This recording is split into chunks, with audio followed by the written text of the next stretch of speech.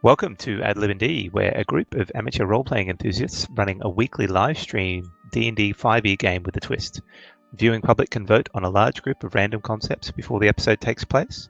Once tallied, the DM will select 5 of the 10 most popular and tailor that episode of the game against its chosen ideas. Anything can happen, no episode will be the same. You can find where to vote on Discord in the Filthy Pig Discord server. And welcome to everyone who's managed to join.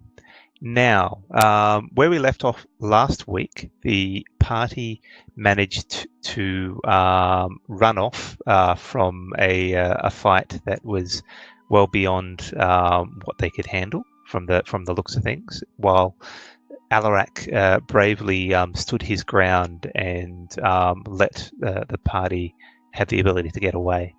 They reported on what they had found in the cave, which involved beer, contaminated beer concentrate being sent around the country. Well, their group of states, but they decided to continue on with heading towards Jace's nemesis, one Mr. Fentier Brown. They managed to purchase some horses and gear up on their path to head south, because the next town is probably about a week or so away from Alves. So we find the party just about to leave, and I think what happened last was Bindi came out from the forest and gave Wabani a flower as a sign of sorrow towards his long friend. Yep, that sounds almost pretty close. Yeah, I did really poorly taking notes last week. Did you? Oh dear. Well, I'll move it on to you. I think Riki, after having a rest back at the caves, realised that she probably needs to pick up a couple of other things before you head out to help with one of the new spells you've discovered. I certainly do. So I have a wander around town looking for various components: charcoal, incense, herbs, about 10 gold points worth.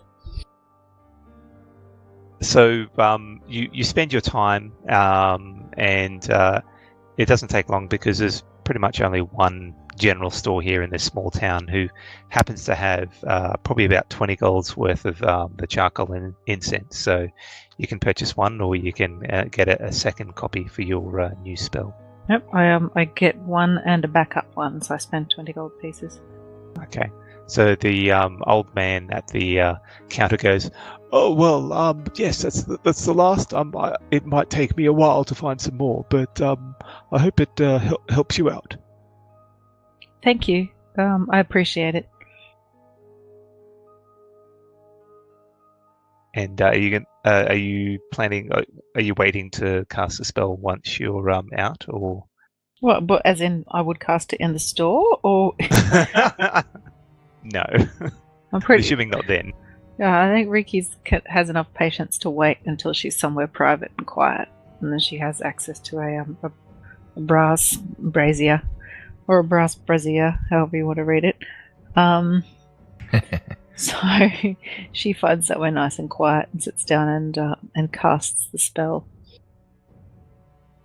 So as you guys exit, well, as you exit the store, you see Carl wandering over, one of the head person that was dealing with the merchants that brought you down to Alves, and he waves over to Wabani and goes, "Oh yes, I see that Gordon's heading back with us. Are we taking that pig as well?" I look at Carl intently, staring at him for a long time in his eyes, and then slowly I turn to look at Jace, and I point towards Jace. He gives Jace a quizzical look. I think the pig's coming with us. Right. Well, good to know. I'm heading out this afternoon, so maybe we'll run into into each other again, but if we don't, it's been nice knowing you. Thank you, Carl. Likewise, and all the best for your trip. And to you. You see Gordon in the distance, but it seems to be a bit sheepishly holding back. I don't think he wants to talk to you after the conversation he had last time. I shout at Gordon, "You remember what you promised, Gordon." And Jace pats the pocket where he's got Gordon's lock of his hair. So you can see Gordon nodding furiously, but he does not want to approach. I have to say, I think it was very practical that you chose hair rather than a file of blood. File of blood just sounds messy, whereas hair, you can tuck it into a pocket, you can put it in an envelope. It's nice. I know. And it doesn't ooze as much as a finger. No, that's it. Those animals are a bit less likely to steal hair than they are body parts. So, the Frederick von Swine is still in the stables where you left him last, by the way. Okay. So, Jace will... While Ricky's casting her spell, Jace will cast Speak with Animals as a ritual, and go up to Frederick and say, Frederick, how's life treating you? The pig looks up from its bowl where it's been eating some leftover and goes, "It's been tasty here. Yummy. Are we going somewhere?" Well, that's what I wanted to talk to you about, Frederick. We're about to go on a long trek. You can come with us, or you can stay here and take your chances, or you can chase after Gordon. He's heading on another trek. Where will the food be most? Well,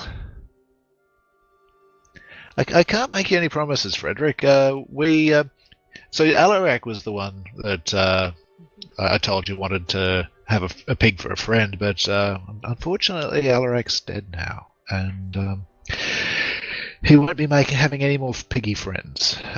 So you might want to consider how you might make your way in the world without Alarak. He sort of stands there for a little bit and ponders the statement and goes, "Well, Gordon fed me quite well here, so I think I might toddle off and get fed by him." Okay, well, Gordon's just taken off down that road. If you hurry, you can catch him up.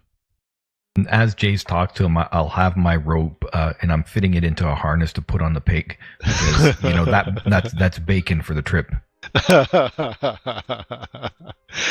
I have no idea what Jace is talking. It's all just, and I'm like, "Good, Jace, he's ready. Should I put the harness on now?" And as you're saying this, the pig sort of bounds away. Well, you're sort of standing over the area where he is, so he's starting to try and push past you, Wabani, to head towards another location. I rolled a 7 on dexterity as I try to capture him.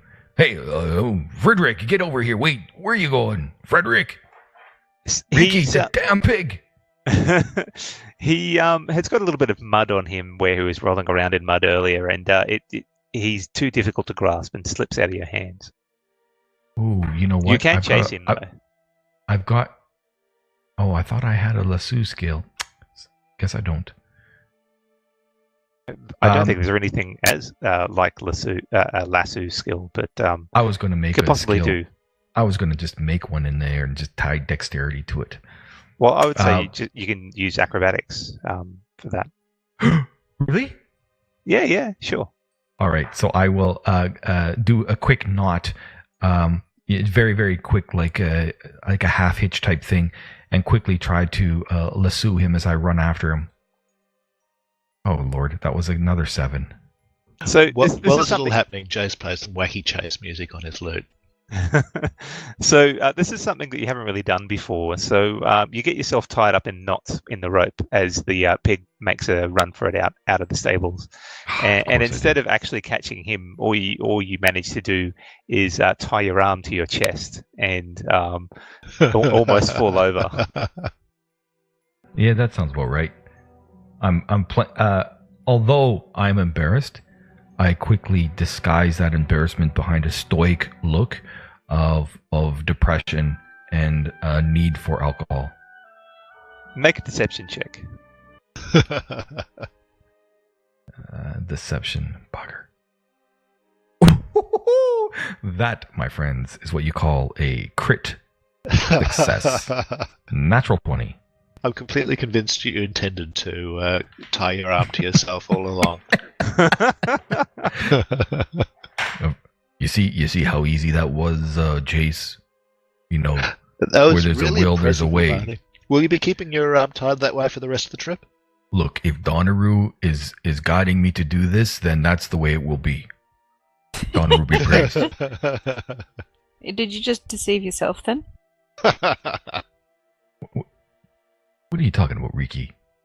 So there's a trough of water also in Frederick's little stable area, and you see a water wave sort of splash out, unbeknownst, like out of no control, out of yourself, sort of splash out.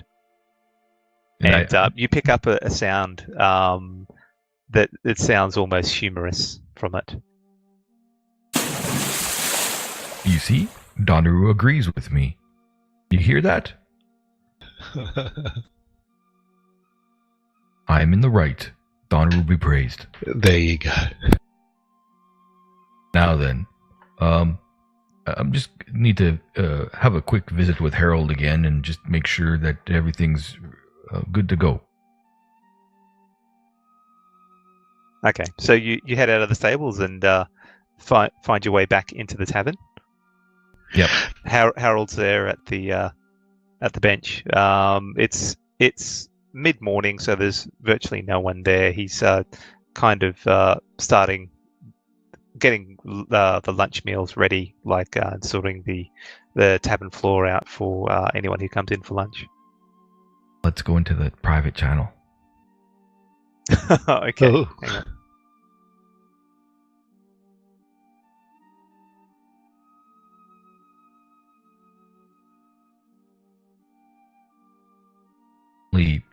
Picked up a wagon and some things from Gronk. I got an extra barrel on that wagon, and I don't have much coins left, but the coins I do have, I'd like to purchase as much decent alcohol that's going to survive, the hot summers and just be sitting in a barrel as much as possible. Well, the wine would probably not be good, but I think I probably have a particular blend of ale that might suit your needs. But it'll be costly. And I pull out my coin purse, and there's a decent stack of gold there. There's a couple of platinums amongst that. This needs to be discreet too, Harold. I'm concerned that my companions, I would rather them not be aware of this. So he looks down at the pile of coins in your hand and that snatches all the platinum and takes 40 of the gold. Okay. And goes, I think that can be arranged. Meet me. Do you have the barrel with you, or because I could possibly roll one over for you? I've got the barrel in the wagon. It's ready to go. I was thinking to just bring the wagon and the horse back behind your tavern here, so we could get it filled up, and I'll let them know that I'm just picking up the grains and supplies for the horses. Of course. I'll be ready in about 5 minutes. Okay, I might be a little bit longer than that. I do got to go make sure that the wagon's hooked up, but I will be there shortly. Or when would you like to meet?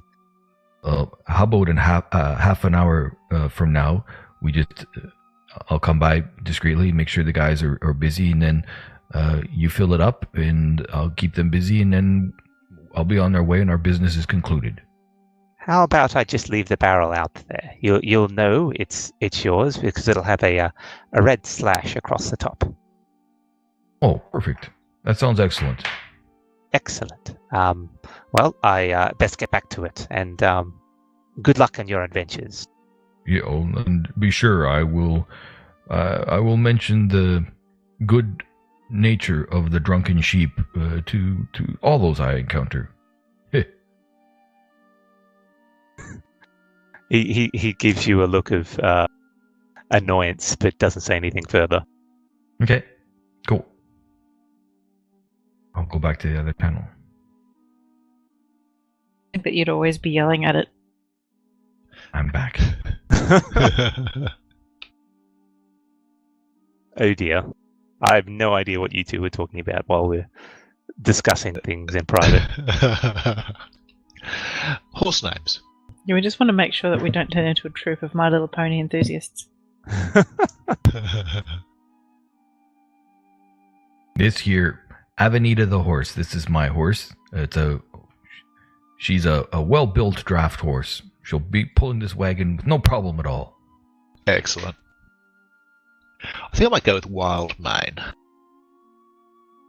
So what kind of horse did you get, by the way, Jace? Did you get a draft horse or did you get a riding horse? I got a riding horse.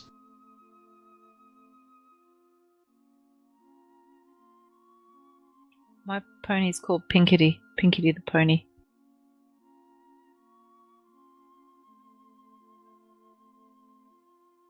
Inky Pinky Ponky?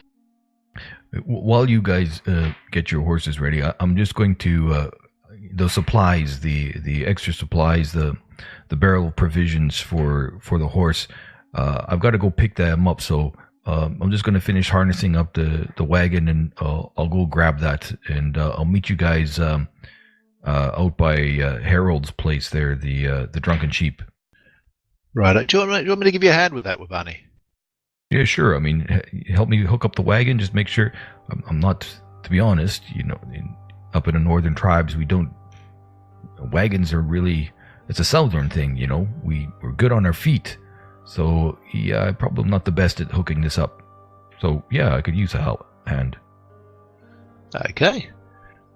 Jace just comes along and assists where he can. So you head around the back of the tavern, and there is a barrel sitting there, and it has a red mark across the top. Excellent. That's exactly the one. And I lift that up and harness it into the wagon. Jace gives Wabani a questioning look. Well, that's the part of the provisions. Now this other barrel here, this one, this empty one here, this is where we need to go and fill it up with the well water. Okay. Jace has an empty barrel of his own, which he loads up to the cart, to the wagon also. What would you buy that fourth one for? What's the purpose of that? Fourth one? Oh, I thought a barrel of water each would be the way to go. Oh, yeah, well, that's probably wise. Yeah, I think I remember you mentioning such a thing. Well, no problem. They'll all fit in there just perfectly. Okay. And Jace likes to talk with animals up, so he chats away to the horses. This is all happening, and tries to make friends with them. In the meantime, I've finished my ritual. I've loaded up my backpack, but I'm also loading things into the saddlebags of Pinkity. So you have summoned a little squirrely-looking weasel that has appeared at your side with a puff of smoke. That's not Bindi. I say, everyone, I had a bit of a think about what you were going to say and meet. We were talking last time about sending Bindi into the fray. And I thought, well, it might be helpful for that, but also it might be nice for Bindi to have a little friend. So I tried to summon a squirrel, but this is as close as I got. Meet Cinders. Ah, Cinders is... What is that? That's not a squirrel. It's squirrel-like. It's small and furry and squeaks. So I tried. I did try. And it's not a rat, so we're doing okay. So Hello, Cinders. Cinders looks up at you, Jace, and sort of gives your hand a bit of a sniff, but doesn't actually say anything. Okay. Then goes over to you, Wabani, and gives your foot a bit of a sniff. I lift up my foot, not letting it sniff my foot, and I'll be like, that's the ugliest whatever that is I've ever seen. While you're lifting up your foot, it starts sniffing your other foot. Aww. I put my other foot down and I lift up the one that's trying to sniff. What is it doing, Riki? It's being friendly, Wabani. Come on. That looks like something that we might have hunted back up north.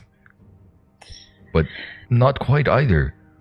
Well, it's special. He's special, Cinders. She's a special little friend. Oh, if It's not a rat, so. So stay away. Not a rat. Not for eating. Cinder's your friend. I would never eat it. And then at the mention of rat and eating rats, I get really depressed. And I kind of slump my shoulders. You feel a bit of tugging on the back of your heel once you mentioned the fact that you hunt them up north. And you see Cinders sort of has sunk its teeth into your heel. I accept the injury and the biting, as I am now upset about eating rats. I say, Cinders, no, we don't bite our friends. Come on, gentle. Okay. It lets go and then it starts rubbing your leg. If you're mad at him, you can give him a little punch, but otherwise, gentle, Cinders, gentle. We can use some swear words. I can teach you some of those, but gentle weasel. It nods its head. Daisy Dumper, where are you, Alarak? How's Bindi reacting to this new interloper? Bindi's not really happy. Bindi's cursing to herself in squirrel, and is sulking in my backpack. She doesn't want. She's refused to get into the saddlebags of Pinkety. She thinks there's way too many new little furry friends around, and she's sulking, but she's keeping close. Poor little Bindi. Do you think that we're doing right by Lucy not going back? I mean, this Fentir and the possibility of the orc people. I mean, my heart says go that way, and I'm sure that's what Donaru, may she live forever, wants me to do. I think Lucy's very resourceful. She's got a good job. She's got a house. I think, she's got all my platinum too. She's well. I think you might come home and find Lucy's got her own servants. I guess that just goes to show. Be prepared. Alarak. And I just kind of slowly climb up into the seat of the wagon and just kind of sit there with the reins in my hands, just glum. Okay, well, Jace hopped on his horse, Wildmane, which has a very, very, very well brushed mane. So, we kind of goes head against off? its name, really. Well, I think that Jace made his personal mission to conquer that mane. Some people break horses. Jace breaks in their manes. Jace, how did you do that? Did you steal Alarak's comb? Right? Oh, I have my own magic, Wabani. Ah, yes, of course, of course. Everyone's born with gifts. Jace just has a particular skill set. Indeed. Wabani seems to have dropped out of Fantasy Grounds, just a heads up there. Yeah. I was Did about I? to send him a private message to indicate that he was disconnected, but Sorry. Nah. Okay. That's weird. Guess I'll restart Fantasy Grounds. Is my voice dropping out? no, you're fine. Everything else is fine. Huh. Weird. Just had a bit of a glitch. That's okay. We can keep going. Yep. So you guys are heading out? I think so. We all set? Definitely. Okay. So you start out at about just before lunchtime, taking the southern road, and probably about an hour or two in, you start to see the forest or the woods that you'll probably be traveling through for the next week. They're called the Yule's Cliff Woods, and while they don't look too foreboding at the moment, they just look like a pretty regular forest. It certainly is quite a dense forest. What did you call it again? Yule's Cliff. I can put that in chat if you want. Yule's Cliff is in like Yule from Christmas? There you go. Okay. It's is visibility all right? Do we does it look like ambush type territory? Well, it's going to be pretty dense in there, so there's a possibility of an ambush. Yes. Okay, but not so dense we can't bring the wagon. No. There's probably about a 10 to 15 foot wide path. That is the road that you're traveling at the moment. That is relatively well kept from what you can see. You're about probably 500 feet away from the start of the forest. Okay. Riki, can Cinders help us with a little bit of scouting as we go into this forest? I'm pretty sure she could. I would have to ask her how quickly she could move, but she's pretty quiet and fast. She can move as fast as you.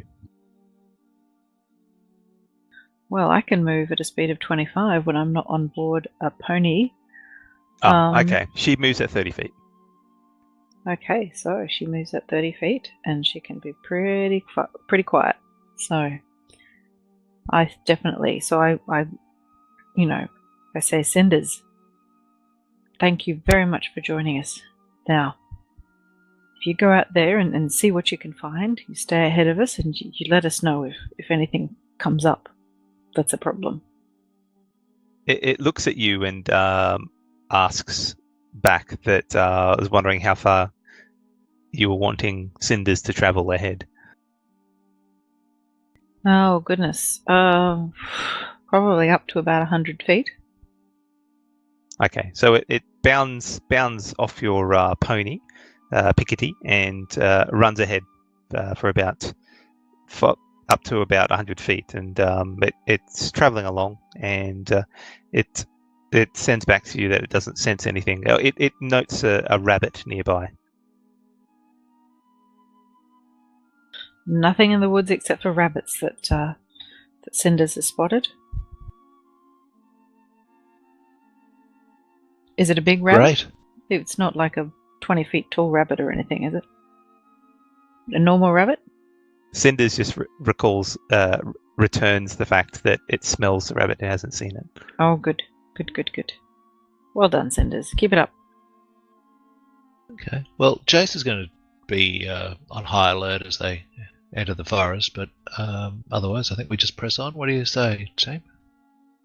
Yep, sounds good. We need to get where we're going. Well, Bonnie I just kind of give you like a hand wave as I'm just kind of sitting there nursing my wineskin.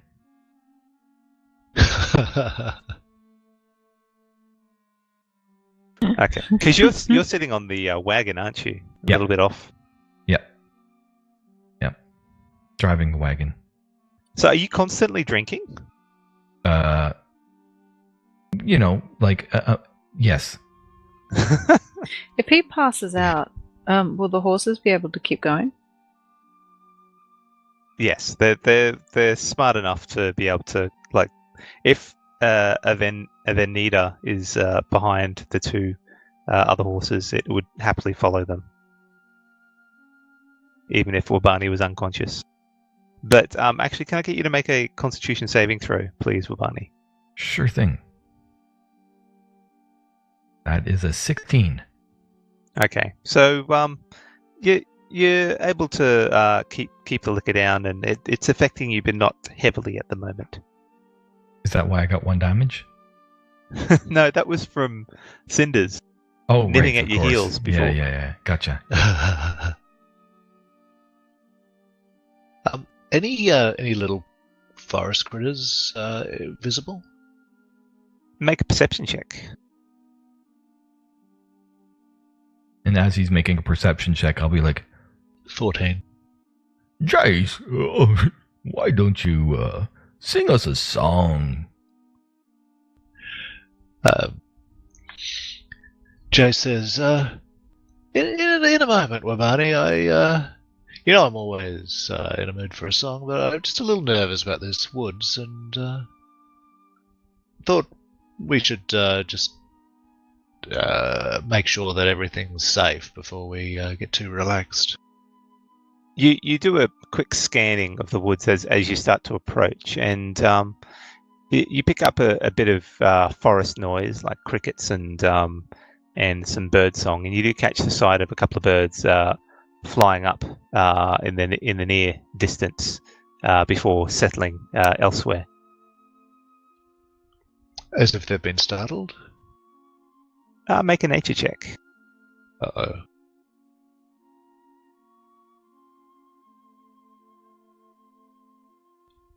$11. You can't tell whether they're being startled or whether they're just moving for the sake of moving. Birds are a bit of an enigma to you. Okay, fair enough. Riki, are you able to chat to birds, or shall I cast Speak with Animals? I think I might be. Just let me have a quick look. I can speak with small beasts. So, as a woodpecker. So, smaller beasts. If birds are classed as a smaller beast, I can definitely talk with them. These would do, but they're a bit far away from you at the moment. You You probably have to travel into the woods to actually harangue them and talk to them. That sounds good. Let's do that. At that point, I'm kind of standing up a little bit shakily in the wagon, and I throw my dagger at a nearby something that I seen in a tree. Make an attack roll. What, Wabani, what is it? What did you say? I think that was dinner over there. And then I get a very embarrassed look, and then I look at Riki. Ooh. You have a look at the. If anyone has a closer look at the actual dagger, there is a cricket that has been pierced by it. Oh, that looked so much bigger a moment ago. Just hand it to him and say, "Wait till we set a fire. You'll be able to cook your dinner." Might need to catch a few more, Wabani, to make a meal. Yep. And I look at the cricket, pull it off my dagger, and I eat it. Raw and wriggling. Yep.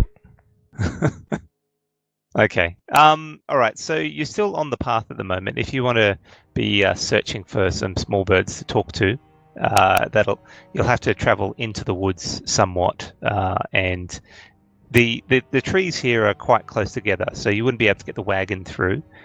But on horseback, you should be able to get through it slowly. You mean we have to leave the path and enter the forest proper? Correct. If you were to try and track down some birds to talk to. Riki, what do you say? Shall we have a chat to some of the local wildlife, see if they've got anything interesting to tell us? Yeah, why not? I mean, it can't hurt to pass the time. We can't sit here at the edge of the forest forever. Okay. You'll wait here with Barney, keep an eye on the caravan? Of course, don't worry. I've got it under control. You just lie down and maybe have a little bit of some time with your eyes closed, Barney. I might feel help. fine, Ricky. I'm fine. Trust me. Okay, so are you working through with your horses at the moment? If we can, I think. Okay. You start working your way through the trees, and you can see some birds in the distance. Well, you can hear them, and then you catch a bit of movement as they fly up into the air. It sounds like these horses that you're riding through are making enough noise to scare them at the moment. So you can get off the horses and sneak if you want to, or you can try and attract them towards you. It's really up to you. Do I have any nuts or seed left over? You got some feed for the horses. I've got a couple of bits of bird seed. Jace pulls it out of his pack. Okay, so you're holding it in your hand, or you're putting it on the ground? Oh, Jace will offer it to Ricky. Jace doesn't have speak with animals up at the moment, but he's sort of coming along really as bodyguard for Ricky while she's chatting to the birds.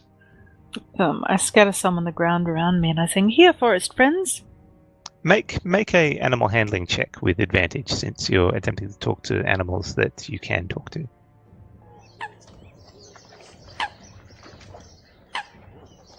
Okay, that's a 13. Okay, most of the birds seem to keep their distance, but one brave soul sort of flies down probably about 30 feet away from you on the edge of where you scattered the seeds, and picks out a few and sort of looks at you and then picks out a couple of more. I say, hello, forest friend. Are you happy to help? Can we talk to you? Sort of twists its head back and forth, curious at the chirping noises that you are sending through to it, and it sort of hops a little bit closer and then makes out a bit of a trill, which you recognize as hello, unknown humanoid. What is it? Oh, hello. Nice to make your acquaintance. My name is Ricky. We are passing through these woods and wondering, can I ask you some questions about how the day has been so far? It pecks at a couple more seeds and it goes, better now. Well, better now. What happened before? Did anything bad happen? Yes, I did not find any food until now. Oh, my goodness. And did any other creatures pass through these woods or live in these woods before we were here? There are lots of creatures in this wood. How about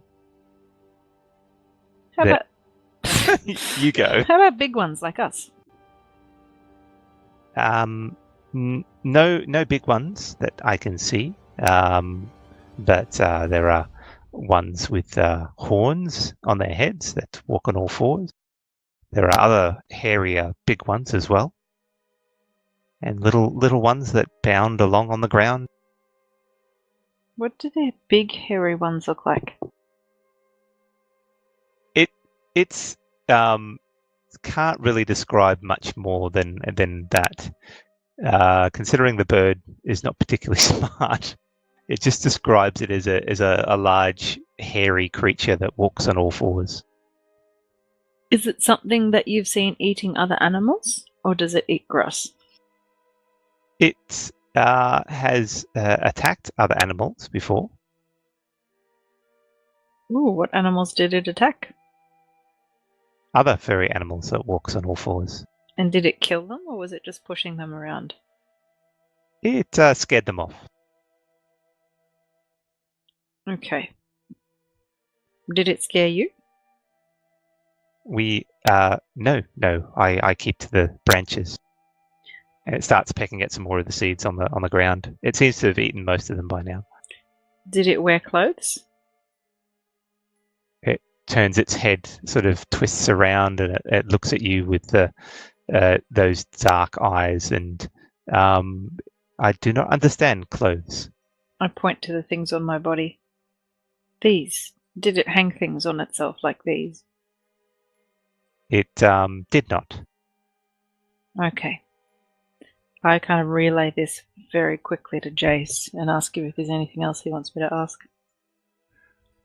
Sounds like that's everything we really needed to know. What do you make of that, Ricky? Bears? Yeah, some kind of forest animal by the sound of it. Doesn't sound like it's noticed any bandit activity or any orcs or anything particularly.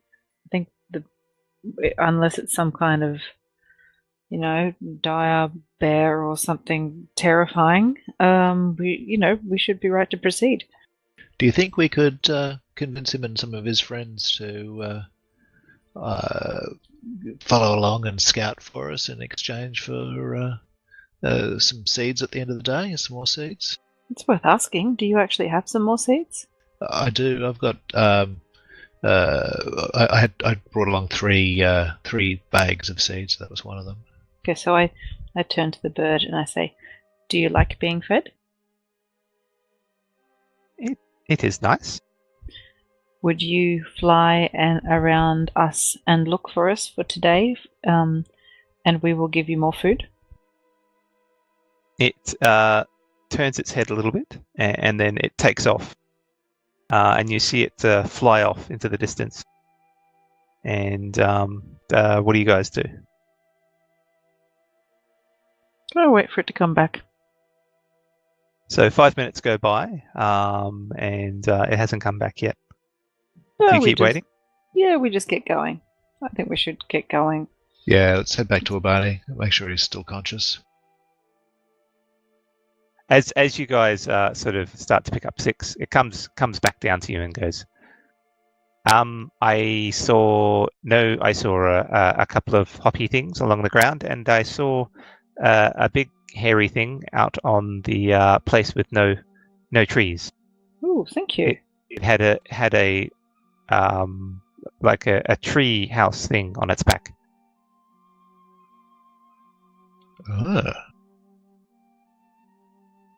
What's a big hairy thing with a treehouse thing on its back? Make an intelligence check, either of you. Sorry, that's an Arcana check. I'll roll an intelligence check.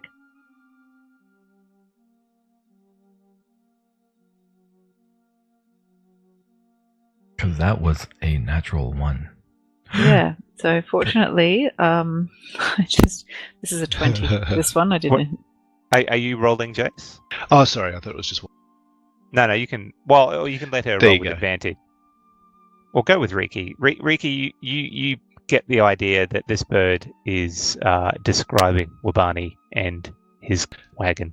Oh, okay. That's useful. All right. So thank you. And I say, Jace, if you give him a little bit more seed, but not too much, we want him to still be able to keep flying. Okay. Jace just gives a small portion of one of the bags. And so Riki, do you want to tell him that if he keeps doing this good work for us until sundown, he can have the rest of the bag then? And that's what I pass on. You guys could probably hear echoing between, bouncing off the trees and whatnot, quietly, because you guys are always away. You hear, home on the range, where the deer and the antelope roam. Traditional Orcish song. Oh, you're not wrong. Sorry. found in the northern wastes. Yep. Okay. So it flies back down. Oh, it hangs around and it starts eating the seed quickly. A couple of its braver friends come down and start eating the seed as well. And once it's finished, it flies up to a tree nearby and sort of looks down at you. Well, shall we, Riki? I think we shall. And in the meantime, that little Cinders is also doing scouting around the place. Okay. All right. So you head further into the woods. Yes. Okay. So for the rest of the afternoon, so the first thing that piques your interest as you're heading in is that at one point at probably about 2 or 3 in the afternoon, Riki finds that Bindi is missing. Oh. I'm become quite distressed, and I start rifling through my backpacks and my saddlebags. I say, Bindi, where are you? And there's no reply. I say, Bindi, come back. Where did you go? Has anyone seen Bindi? I call out to the birds. Birds, have you seen a little squirrel, Bindi, my little friend? The bird you were speaking with before, it looks down at you and it goes, it chirps a little bit more, and it says, "No, I have not." Bindi, oh dear, goodness, Bindi, sing out. Are you hurt anywhere? Are you hurt? Make a perception check. Perception check. Okay. Yeah, to see if you hear it singing out or not. That's a 6. You don't hear anything. Hey, how's about Cinders? Does Cinders hear anything? You can actually roll twice with advantage for Cinders. So Cinders can roll twice, or I can roll again? No, Cinders can roll with advantage. Okay, so Jace doesn't hear anything either. So I only have my character sheet up, but Cinders doesn't have a character sheet up. Oh, there we go. Hang on a sec. Does now. Yes.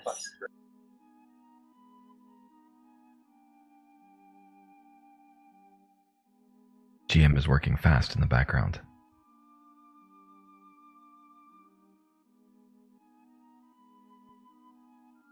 Goodness gracious me, so Cinders has rolled a 22. So Cinders smell sort of stops and listens and smells the air. And even though Cinders hasn't been around for a while, it has recognised the smell of Bindi, and but it doesn't sense Bindi nearby. Was Bindi hurt? Was Bindi bleeding? Scared? Did you smell anything? No, it says it hasn't noticed anything to indicate that Bindi's in any danger. So Cinders, can you maybe follow Bindi? Well, it doesn't smell. It doesn't sense Bindi anywhere. I don't know what. You can backtrack to possibly try and find its scent and follow it from there. Well, I don't know, Jason Wabani. What should I do? What do you think? Am I with you guys now? Oh yeah. This is you've travelled into the woods for about 3 hours now. Oh, I thought you guys didn't come back and get me. And then You're still where you are by yourself. You've been role playing Wabani in a wagon at the edge of the woods for the next 3 weeks. You left me behind. Oh, I'm still mumbling and humming to myself. What's wrong? Little Bindi's gone missing. I can't find her anywhere. Did you eat Bindi? Did I notice? No, I never do such a thing, Riki. Good. Just checking. I had to ask. That little fur of poop. She's my friend now. Aww. Well, what should I do then? If she's my friend, what should I do? Did I notice anything? You haven't noticed anything. No. It just seems there's a bit of noise in the forest. It seems like the forest is just going about itself like a normal day, but no sign of Bindi. When did you last see her, Riki? When did I last see her? She was a bit cranky with me at the edge of the forest when she was having a sulk in the backpack. Well, we gotta go back. Time to backtrack. That's a whole 3 hours back. Well, I mean, is she your friend or not? No, I think you're exactly right. We need to go back and see if we can work out where she was. So as you guys are doing this, Cinders trills a little bit. He's ahead in the path a little bit further, and he comes. She comes back and lets you know Riki, that she smells Bindi in the forest nearby. Oh, thank goodness for you, Cinders. Okay, that's... So she's nearby, so she's not back, but she doesn't want to come to us, but she's not in any trouble. No. Just as you're hearing this information, you do see Bindi sort of coming along the ground, along the actual path, and it's hard for a squirrel to show happiness on the face, but the way it's bouncing along, it seems extremely happy. See, Bindi, get back here now. Where did you go? What did you do? You know, I don't mind you going off into the forest for little adventures, but you've got to tell me first. So Bindi comes up to you and gives you a sort of a happy little tail rub, and looks up at you and smiles mysteriously, saying that you'll find out in time. Goodness. But she doesn't say anything further. You're not going to have babies in 4 weeks, are you? She looks scandalized. Good. That's all good. That's okay. Well, look, if that's your choice, that's all right. But, you know, we'd all have to be responsible together, and I don't know if I'm quite ready to be a grandmother yet. But whatever happens, happens. I'm just glad to have you back. She sort of hops back into the backpack and sort of spins around a little bit, finds a little warm spot, and plonks down and goes to sleep. What the hell was all that about, Riki? I don't know, but I'm wondering if there's some way that I can tie her to the backpack for a day or two. No, that's not right. That's not right. I did grow up in the forest. I know the ways of the squirrel. She chooses to stay with me, and she can choose to leave when the time comes. All right. Oh, what a relief. Hey, you don't happen to have any of that special drink left, do you, Barney? I think I might need one. Yeah, of course. Here, then I hand her across my wineskin. Have you mainly finished that off? Or did you slow down a bit? I think I probably would have finished it off. Okay. I take a deep sniff and pass it back and say, thank you, that almost helped. And once you give it back, I turn around for a moment. It's like about 20 seconds or something like that. And then I hand it back to you, and it's full. It smells of ale this time, though. Oh. I still take a long, deep drink and hand it back and say, thank you. You're most welcome, most welcome. Maybe Bindi needs to drink some. Not quite sure what that flying rat does, but or the fur poop. I need a nickname for that. Your creatures. like shorter than Cinders and Bindi. Well, you can't use their real name. That's your job to call them their real names. I need a nickname. I gotta find one. You feel a tugging on your leg, and you see Cinders down there tugging at your pants again. I get the feeling Cinders is making a request. You might have made another friend. I kind of shake my leg at Cinders. You know, I'm not gonna kick Cinders, but I'm shaking it like, go away.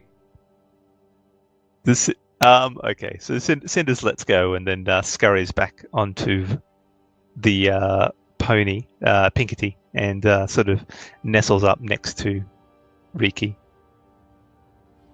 What is wrong with that weasel wannabe? What do you think? What did it do that it shouldn't have done? Why does it keep coming and like, is it going to do something to my leg? Apart from using it to request things? No. It could bite you again. Oh, you mean it's hungry? It wants food? Well, Is that what that's all about? I think it might have been asking for a little drink. He's been working hard all day scouting in the forest. I think a bit of refreshments would have been nice for him. I fill up the cap of the wineskin with ale, and I offer it towards Cinders. Cinders stands on its hind legs, picks up the cap, and takes a big swig, and then passes it back. Whoa! Wow, that is impressive. That is one hell of an animal, Riki. Yeah, I told you she was good. She drinks better than Jace. Cinder's got better hair too. Cinders gives a little thumbs up. Now, I'm liking this creature more and more. What happens if we accidentally kill it? Is there a theme here? Well, I think we can be fortunate enough to say that Cinders can come back. Perfect. That sounds like excellent work. Although, She'll be invaluable, more valuable than the intern Jace. although Hey. if you eat Cinders, it will cost you 10 gold pieces, and she'll come back pretty damn cranky. Oh, I wouldn't eat a friend. Good. I think I found a new drinking buddy. I think you might have. Sorry, Jace, but we still have a few more days before the secret ballot. Oh, damn. Alarak. No, I start shaking my head again, distraught, and I take another swig. Oh, little Cinders climbs up onto your shoulder and wraps around your neck like a bit of a scarf and pats you on the side of the tight, face. Cinders. Not so tight. All right, so you continue on, and the rest of the day is uneventful. So the sun is about to fall at the western edge, and you can look for a likely camping ground, or you can continue onwards. Well, It's a long trip. Let's take it easy. Seems like a good point to make camp. Oh, hell, I mean, I don't freaking know a damn thing when it comes down to that. Usually let Alarak make those decisions. Oh, damn it. Take another swig. Does anybody know how to look after ponies and horses? I guess you guys are going to take a crash course. Jace knows a little bit about everything, but doesn't have a whole great deal of experience. Wasn't that what you did for the professor, Riki? I did, actually. I did help look after, but we didn't always use horses. But yeah, I did. And I've done a little bit of reading around it too. Or was it your friend that did it all? What was her name again? You don't remember the name of your friend? Oh. Illyria. I mean, you travelled with her too. No. You didn't travel with her? Maybe. Now I'm very confused. Her name was Illyria. She was cranky. And the horses were generally scared of her. So actually it was me mainly who helped look after them. I want to insight check Riki. Make an insight check. Dirty 20. Are you lying, Riki? No, I'm not lying. All right, Riki. I believe you. I might have exaggerated a little bit about the horses being scared of her. I hand over the reins to Avenida, and you can, I don't know, take care of Avenida, I guess. And I go to the one barrel that's got the provisions for the horse feed and whatnot, and grab some for the horses. Okay. So we settle the horses in for the night, feed them, clean them, wash them, give them a bath, brush their hair, whatever you do with horses. I don't personally know. Read them a book. Tuck them in. The interesting thing is Jace has got his hairbrush out and he's stroking Wildmane's mane 100 brushes on the right-hand side, 100 brushes on the left-hand side. Does the horse look like it's enjoying it, or is it about to kick him in the head? No, it's enjoying it. Oh, that's nice. Where's the animal handling check at disadvantage for that one? Jace has cast Speak with Animals as a ritual, and he's chatting away to Wildmane as he goes, gossiping about horse celebrities and giving Wildmane a bit of a scalp massage every now and then. Horse celebrities. He's playing the horse version of Love Her, Hate Her. And Wildmane lets you know that he or she hates the attention. She likes to be wild. Leave me alone, Jace! You're repressing me. This is discrimination. Okay, so after a little while, you've set up camp and you've had dinner. But what kind of watches are you guys having? No, I'm first watch because of the can't see very well in the dark. Okay, I'll Okay. take second watch. Third then. Okay. Do I have any indication at all of whether or not it's going to be a full moon out?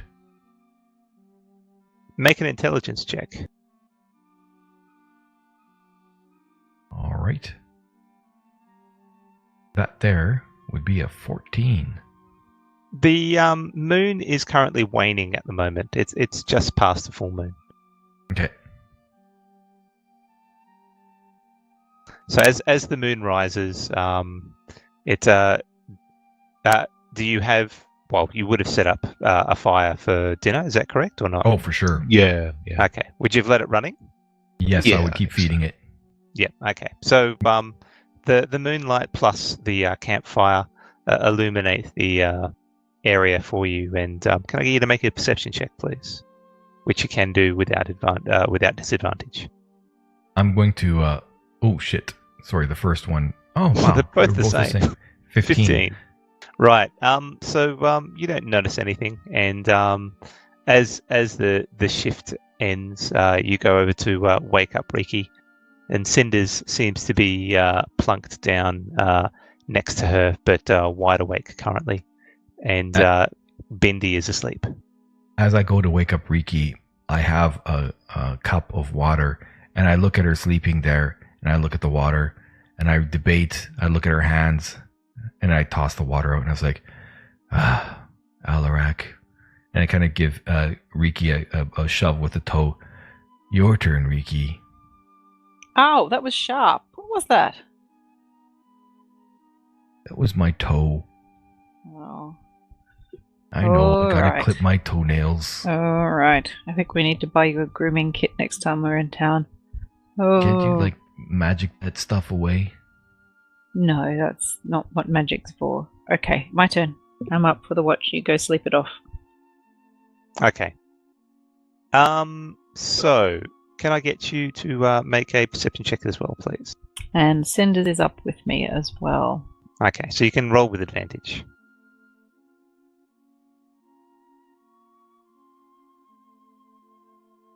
Wow. a Oh, it's 20. a 1 and sorry, that was a 7 and a 20. So it's a 21. I thought it was a 1 for a second.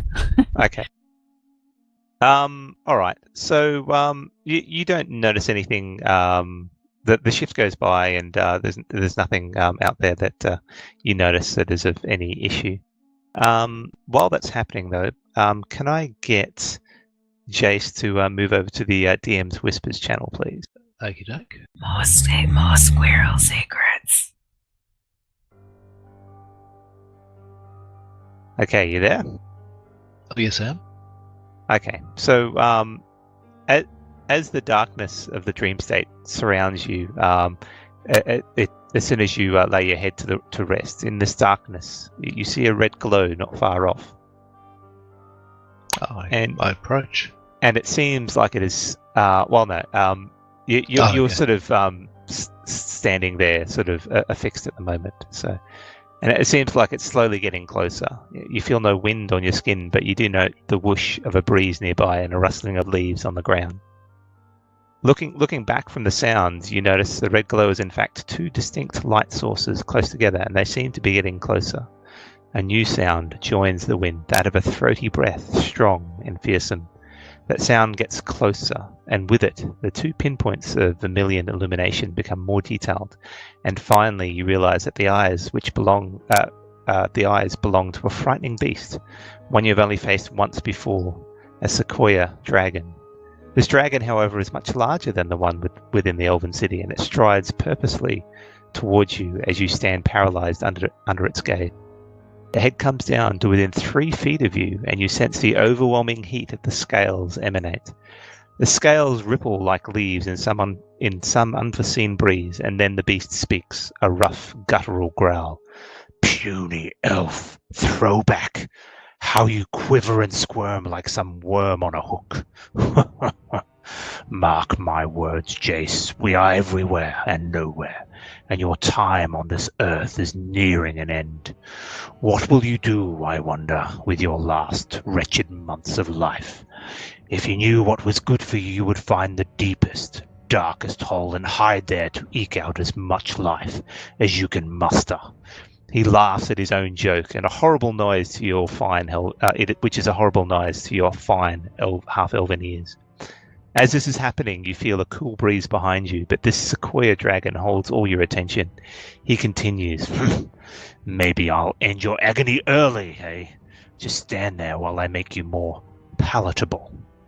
As he says this, the dragon rears back, and you feel the heat intensify. The chest of the creature bulges out, and for one split second you realize that this is it. You're about to be washed away in a river of flame. But then the Sequoia dragon roars in anger, and a white, sparkling form swoops overhead to engage with the red skull beast. As the Sequoia dragon turns to defend against the new threat, its hind leg scrapes across your chest, and you scream in pain and then awaken suddenly. All around you, the rest of the party is asleep, except for Riki, who's currently on watch. The burn of the claw to your chest still stings, and as you unbutton your shirt to see, you look down to the poorly healed scar left by the young Sequoia dragon's fiery maw and notice something different. In amongst the scar tissue are glistening, clear, crystal-like formations. What do you do at this point? Jace sits up and sort of shakes the sleep from his mind and sort of gives the crystals a bit of a scratch. They seem like they're almost a part of you more so than they're sitting on the skin. And as you scratch away, all it does is irritate the skin nearby. You also feel something that is hard to describe. It's almost like a separate entity inhabits your body. Well, Jace is a little troubled by this. He's very much a believer in dreams as omen. Doesn't really like this feeling, but he's not sure what he can do at this stage. So he gets up and sits next to Riki and says, Well, she won't be able to hear you at the moment. So if you're going to do that, we'll switch over back to the normal audio. Okay.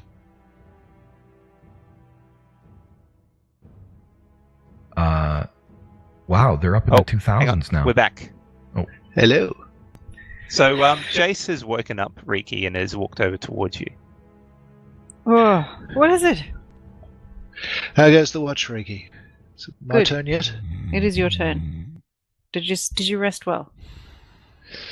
Some troubling dreams, Riki. Some troubling dreams, but Did you I dream feel fine about to take the watch. Was this another one of those dreams about a bad haircut again? Involved a dragon. Oh, a dragon was cutting your hair. Bloody hell, that would be terrifying. Do you know anything about dragon lore, Riki? Oh, I'm not sure. I might. If you want to find out about dragons, you can make a Arcana check. I can have a think about it. I mean, do you have anything specific you want to ask me? The dragon we met at that faraway elven land. Do you know anything of it, of its kind? Oh, I got rolled a 20, so... Okay, so your knowledge of dragons is pretty thin on the ground. The common belief is that dragons are just fairy tales and don't actually exist in this land. No one has seen or heard any of them before. You have done a little bit of research on this, and there has been some varied accounts on the veracity of sightings of dragons. You did read one piece of script that was written by some sort of slightly deranged gnome that was completely believed that dragons existed and were living with you, but were sort of like hidden in plain sight. Oh, like lizard people. Maybe like lizard people, or possibly like the people from the Body Snatchers.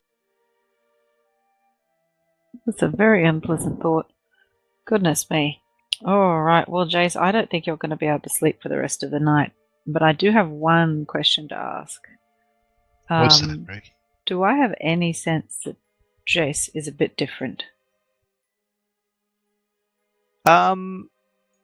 Did you button up your shirt, Jace? Is this a chest hair comment? No, I think Jace probably left it gaping a bit. Okay. Make a perception check, Ricky. That is so an off-the-wall 15. comment. What the hell? You catch a bit of Chest sparkle of firelight on his chest, and it seems to be reflecting the firelight somehow. But you can't tell. Sparkly chest hair. Oh, dear me. I think I'm going to have a hard time sleeping now, too. All right, well, I say to Jace, well, Jace, if you want to talk about this anymore, I'm here. It's probably good to keep your friends in the loop. We've been through some pretty tricky things already. Just talk to me if you need to, hey? Thank you, Ricky. Appreciate it. So, just to clarify what I heard, Riki recalls some like offhand reading that she might have read about dragons might actually be real but are ridiculously well hidden. Basically, yes. She read one piece of script that was written by someone of unknown sanity about saying that the dragons existed and they were hidden in plain sight. And did you say she remembered the name of the author? She Was his last name Brown? No, I don't have a name for you about the author, but I'm sure I can dredge one up for you. Okay. I wasn't sure if you said it or not. I'm just writing some notes, so no big deal. No, there was no mention of an author. And Jace, if you start feeling like your breath's going off, and your hair's falling out, and your skin's particularly shiny, will you please let us know? Oh, if my hair falls off, I will certainly let you know.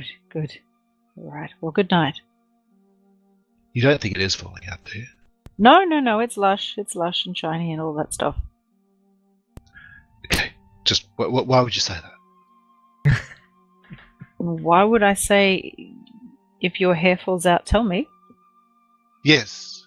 Oh, well, aging, passage of time, possession, all these things. Just let me know. Jace is frantically feeling his hair, just make sure it's all still where it should be. No, it's all still there. Just check your pillow. Keep an eye on your pillow. Let us know.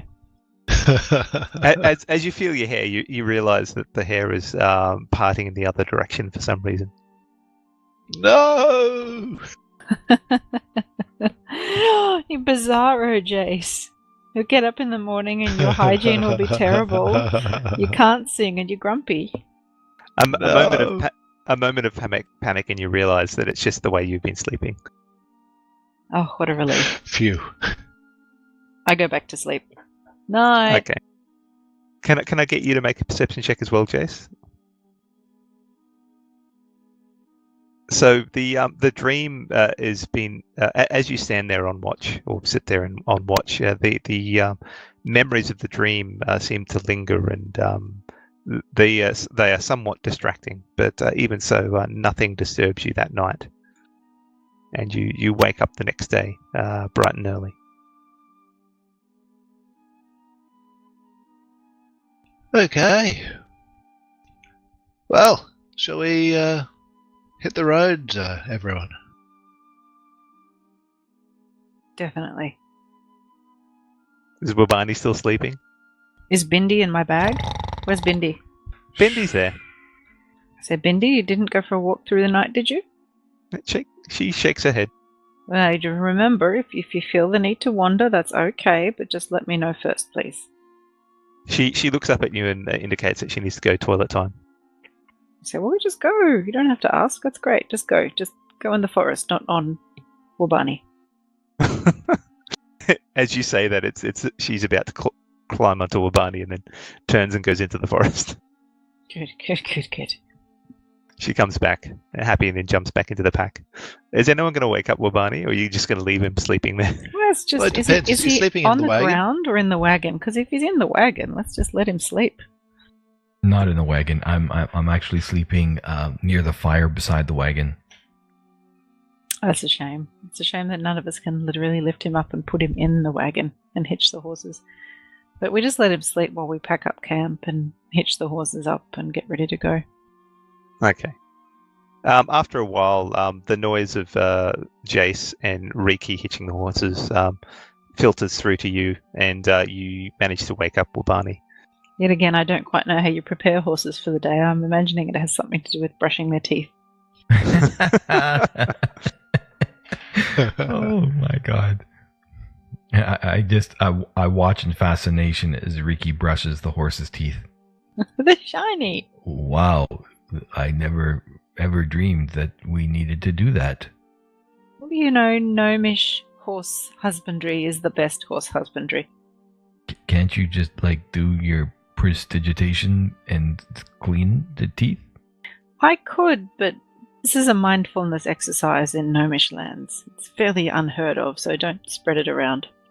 Oh, I see. Oh, gotcha. And as I'm now awake, I've got a splitting headache, but I quickly kneel down and, as I wet my finger, stick it up in the air, feel for the wind direction then, and face towards the wind, and I do my morning prayers to Donaru. And once they finish, you feel a sense of calm infuse your soul. Donaru, may she live forever. She's planning to. I will change my spells.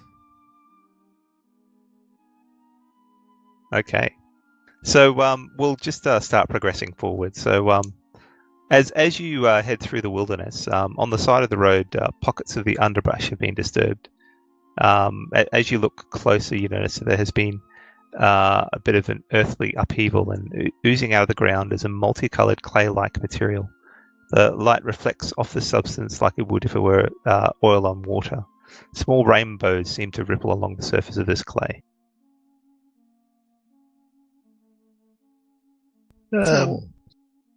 What is that? Does it look like the sort of ooze that might attack a person?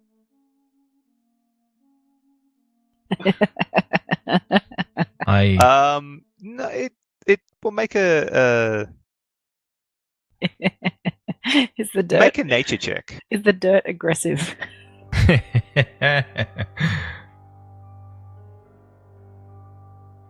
So with a 14, you don't think this dirt is aggressive.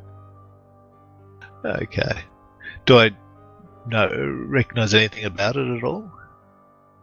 It just seems to be weirdly coloured clay, from what you can tell. How far away is it? Well, it's on the side of the road. It's not on the path itself, but you can get up close and inspect it if you want. Yeah.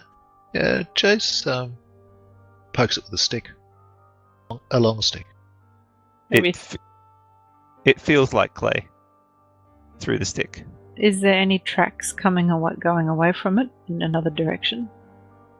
Make a survival check.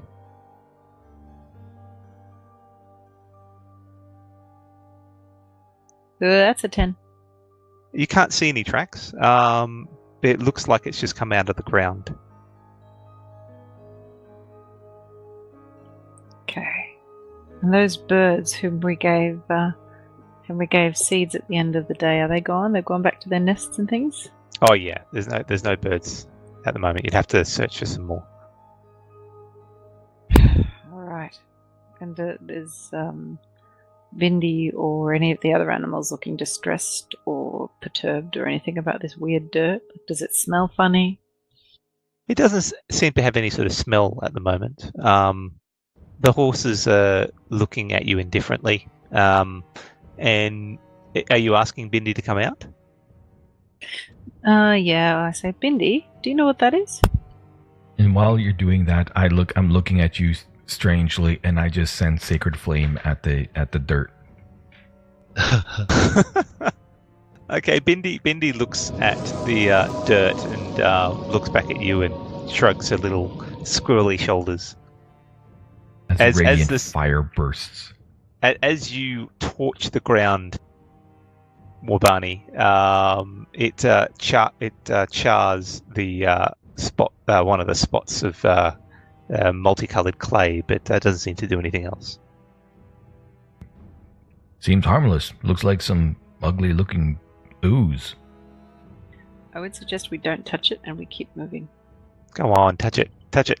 Do I know anything in my knowledge about oozy rainbow clay? Make a nature check. No arcana or anything? Nature. No, this would be nature. As you're doing that, I jump out of the wagon to go and poke it with my quarterstaff. That's a 17. Oh, I don't got a quarterstaff. I poke it with my foot. Are you wearing shoes? In fact, being the summer out and whatnot, I am not wearing my boots. I'm barefoot. All right. Okay. It's hard to say what this is. Certainly like a clay-like material.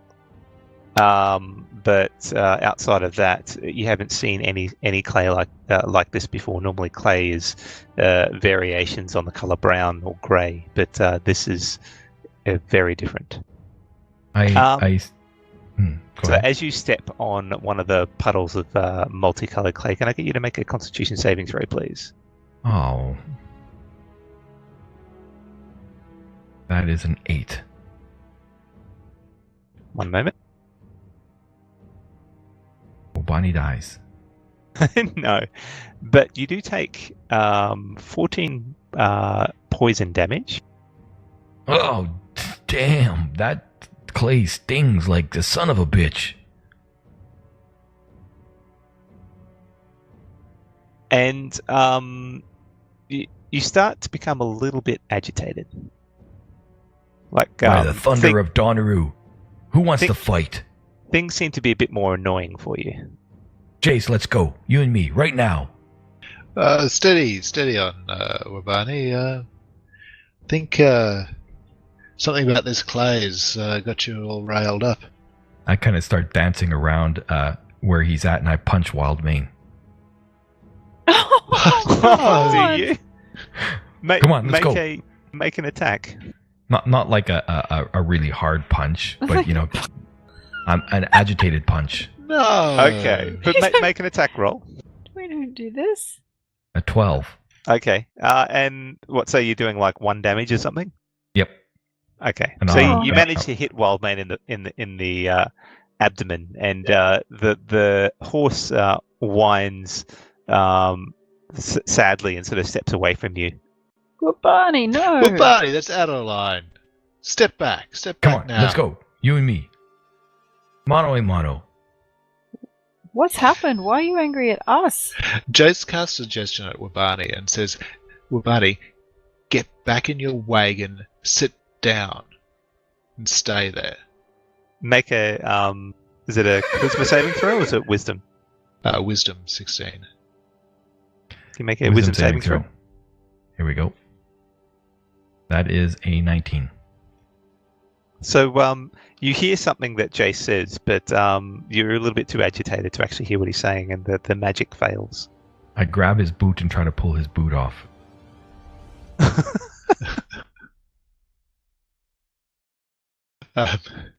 that athletics or strength? No, that'd be dexterity, right? Jace is the boot's in the stirrup, so you're going to have a hard time with it. Of course. That's an 11.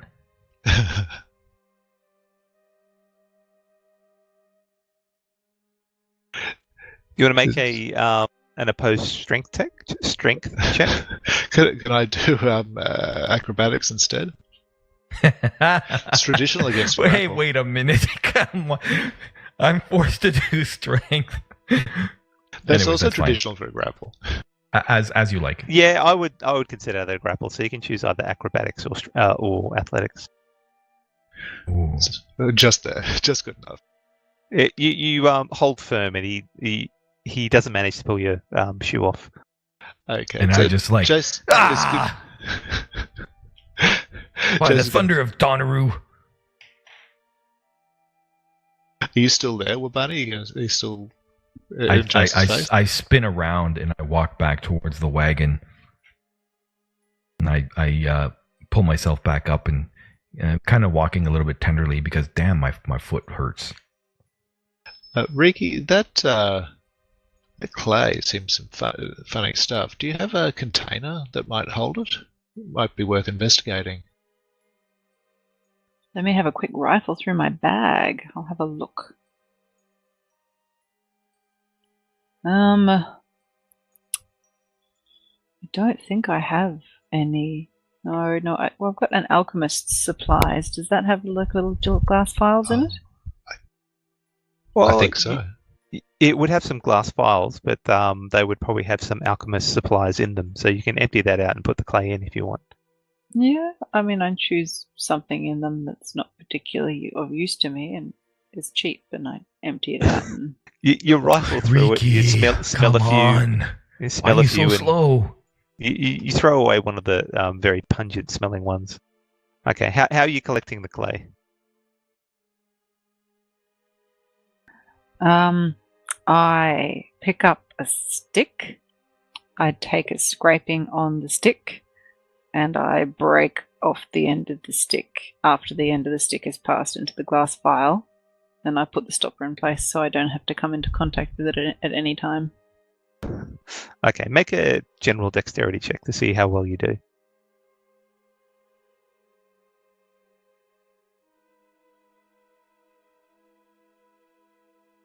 Yes. Yeah, that's a 13. Okay, you do a good enough job, and there doesn't seem to be any residue left on the outside of the flask. I throw what's left of the stick well into the bushes for good measure. Say, all right, let's keep going. Let's get out of here. Okay, so you can put in your inventory a little bit of prismatic clay. Take forever. I know. Jeez. Oh, if it's worth doing, it's worth doing well. Well, then do it better. It's like did you read that on your t-shirt? I am better. T-shirt, what is that? You and your silliness. Speak common.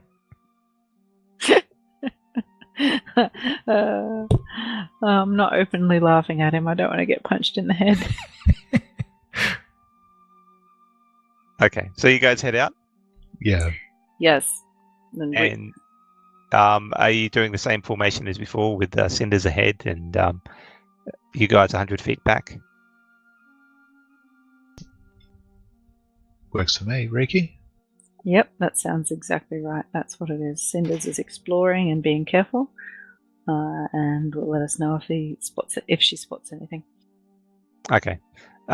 So you travel for the next half an hour, and can I get Cinders to make a perception check with advantage, please?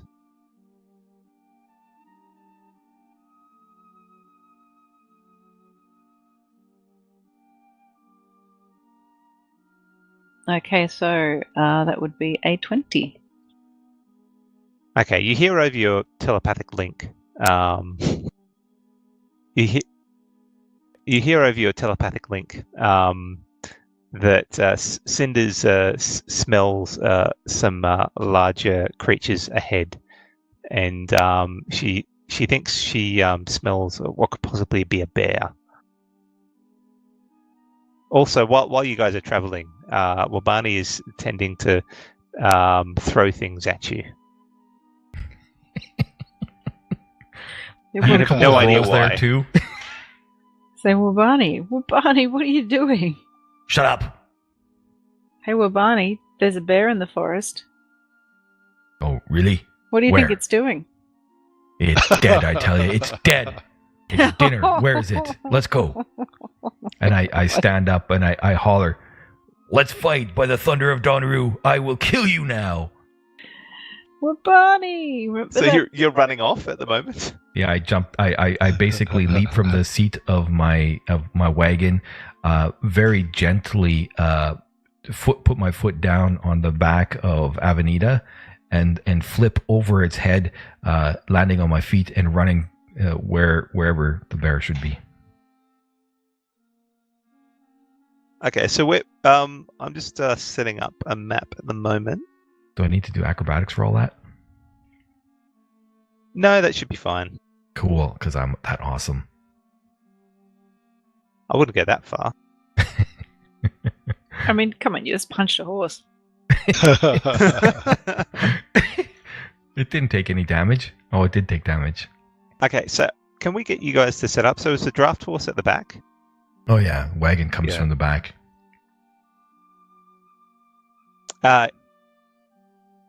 Okay, so can we just set each other up? How do you want to do player character positioning relative to the mounts? You can be I'm over in here. any central section anywhere on the horse. So you can be at any point of the, like for the big horses, it's there's 4 positions you can be in. I'm happy for you to be on any one of those. Okay. Wabani would be there for now. Cinders is about there or so. And Cinders is coming back and pointing out that just one moment, that there seems to be something off to your west by the map. Oh dear. But before we get into anything further, I think just a second, it might be a good time for a break. Always go to an ad before the combat. That's right. So we'll see you guys back in about 7 minutes or so. You are listening to ADlib&D. Now let's get back to the adventure. Welcome back, everyone. I think it might be a good time to switch over the music and get everyone to roll initiative, because the Dodgy Brothers have found themselves in a bit of a predicament with some angry animals nearby. Get everyone to roll initiative, please. Do I get advantage on it? Because you're angry. Because I'm stressed out. Sure, why not? Awesome. I'm pretty sure my AC is usually higher than 10. I'm not sure why it's showing 10. Well, you can cast your you would have cast your mage armor on yourself.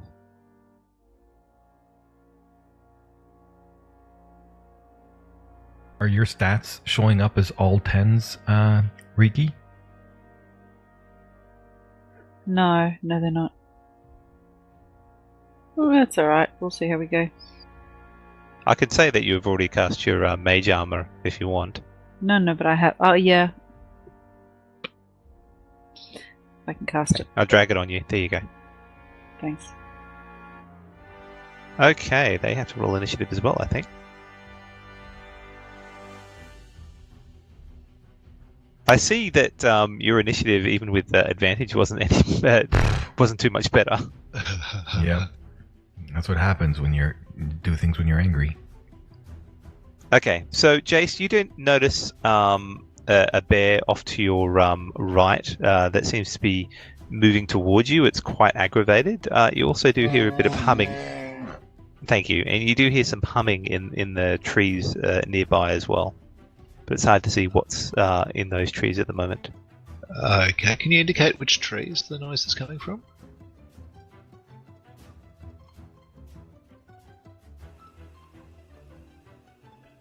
Okay. From those areas. Alright, well, if I know anything about bears, bears like honey. Bees make honey, they also buzz. All right. Jace is just doesn't want to take Wabani's exercise away from him. I mean, he's sort of sizing up the bear, and he thinks that we can take it easily enough. So Jace is going to hold action, and if the bear attacks anyone in the party, he's going to cast a firebolt at it. Okay, I assume if it gets close enough to you to attack you, you'll fire the firebolt before it's at disadvantage. Indeed, yeah. Yeah, okay.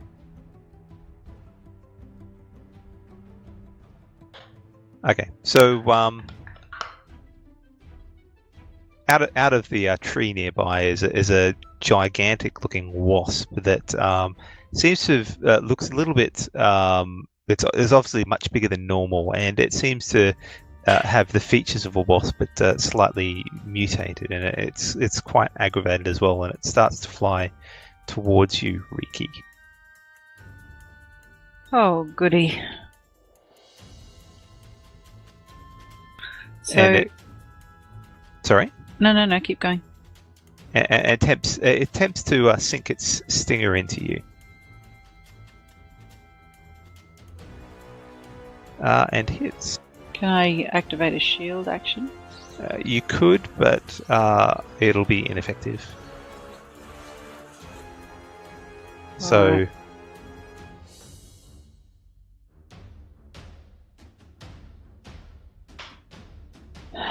Okay, Oh wow! Okay. So it pierces you for little damage, but you feel a bit of poison rush into your system. You fight it off the best you can. So you take 4 piercing damage and 9 poison damage from that. Right. Meanwhile, the bear starts to move towards you, Jace. So I'm guessing you can probably use that, do that firebolt. Okay.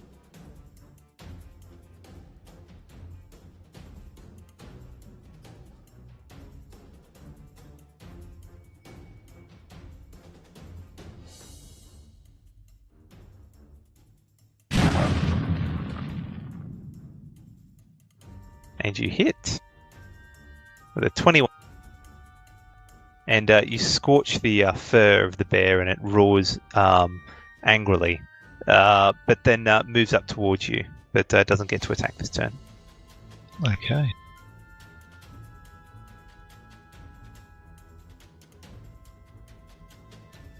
So Pinky is a little nervous around this giant wasp.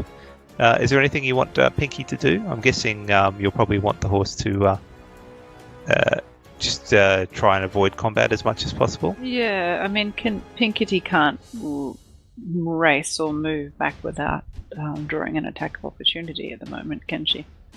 That's right, yeah. Pinkety can take the dodge action, also disengage action though. But with the controlled mount, you move it on your own action round, so Pinkety would get her action on Riki's round.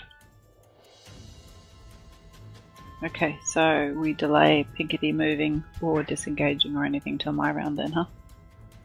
Yep, okay. Well, Barney. Right.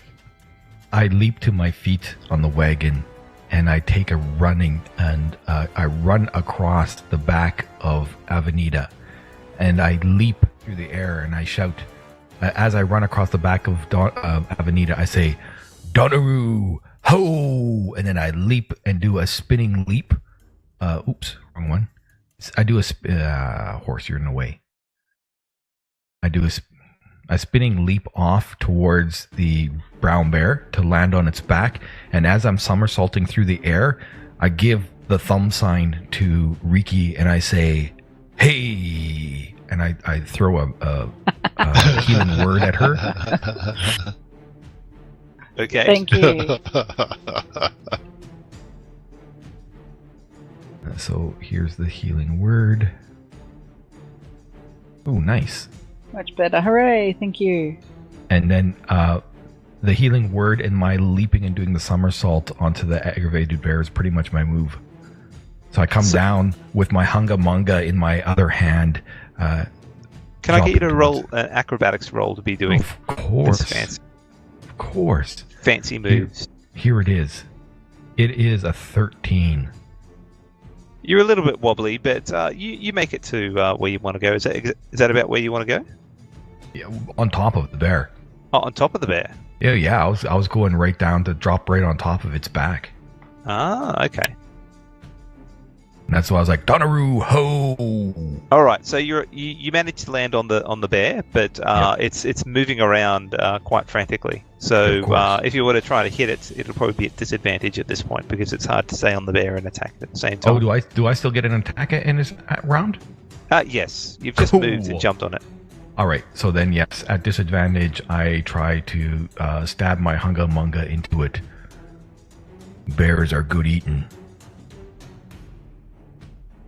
And why didn't I target to the bear? That's a good question. It is a hit, though. Ah, nice.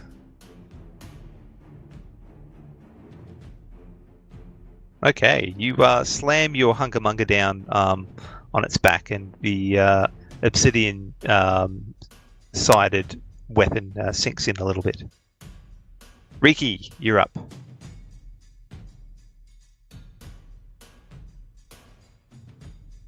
Alright, so Riki is most aggravated by the aggravated giant wasp. So she casts Thunderwave to get it moving away from her a little bit towards it. Hang on. It fails its saving throw. And with that, you knock it back, and the magical energy that shoots over the wasp knocks it back, and it looks heavily injured from that attack. So I didn't want to hurt you, forest creature, but you've given me no choice. You want to go to it, push it to about there, I guess? Yes, that would be good. And because Pinkety moves on my turn, can we move further back? Yeah, you can. Okay. And so Pinkety can move 40 feet. Well, see, I don't know where anything else is, so I just kind of move back a bit behind Jace and Wabani. Okay. And are you telling Cinders to go back into its That's demi-plane? right. Well, that would mean unsummoning Cinders, wouldn't it? Yes. Well, you can tell Cinders to hide, I No, guess. Cinders just hides in the bushes. I'm not going to spend 10 gold pieces every time No. Cinders... No, it doesn't cost any... Doesn't cost money. Oh, but I have to resummon? No. So with a Find Familiar, you can, once you summon it, you can tell it to go back to its demi-plane, but then you can call it back as an action, but it doesn't cost anything. It's only when it dies. Oh, okay, that's good. So I say, Cinders, hide! And Quick, go to your safe place. it pops out of existence. I'll just make it disappear. Okay. And then another wasp comes out from the bushes.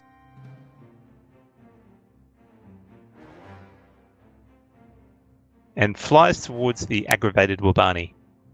I'm still on the bear, riding the bear like a cowboy. Yeah. And the stinger lands its blow. Wait, there must have been at least a -2. And it sinks in, and you feel a bit of poison rush through that your body fights off fairly quickly. Ouch!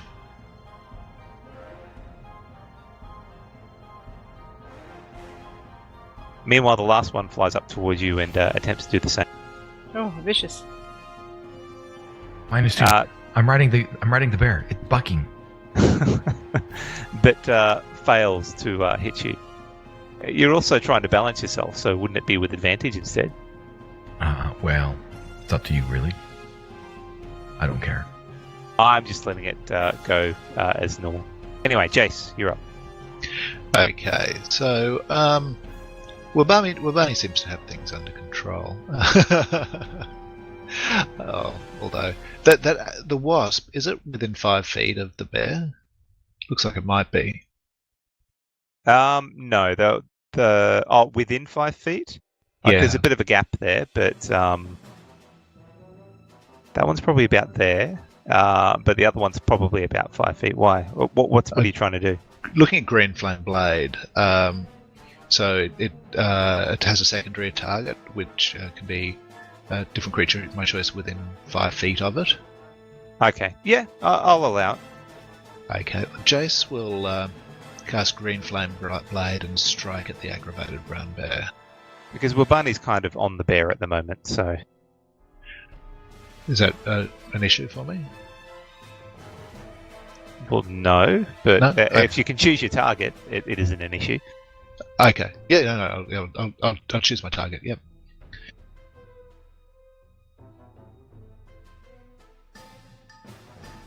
And that's a hit. Okay. And the flame leaps from the bear to the aggravated.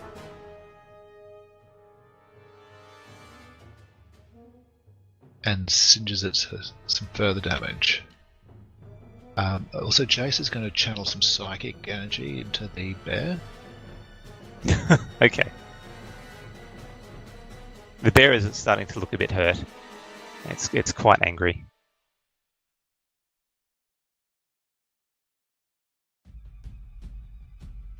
Okay, and Wildmane is going to take the dodge action. Okay.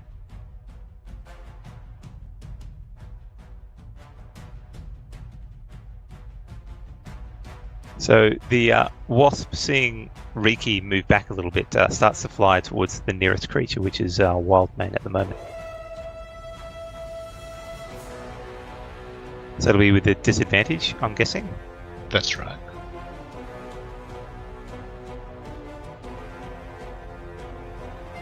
Oh, it's still a hit. Oh no!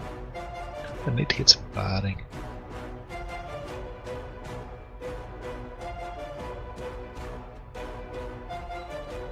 Wildmane is looking quite hurt, but is still standing. Oh, this is traumatic. Just. Oh gosh! Don't die, Wildmane.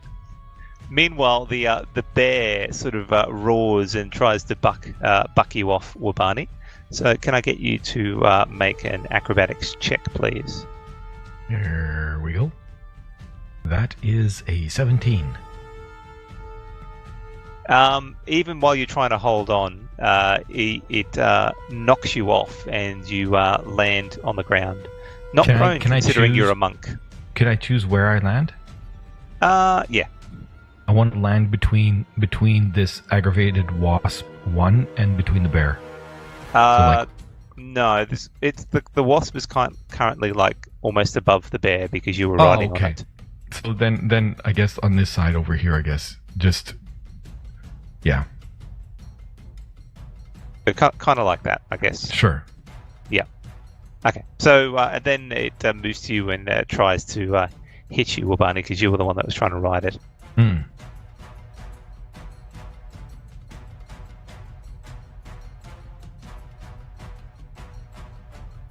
So it lunges out with its mouth first and misses. Then it tries to swipe you with the face, but misses as well. That's terrible. Swipe me with the face. Swipes you with the claws, but misses that as well. Wabani. Okay. I will, as my attack action, I will cast Fog Cloud.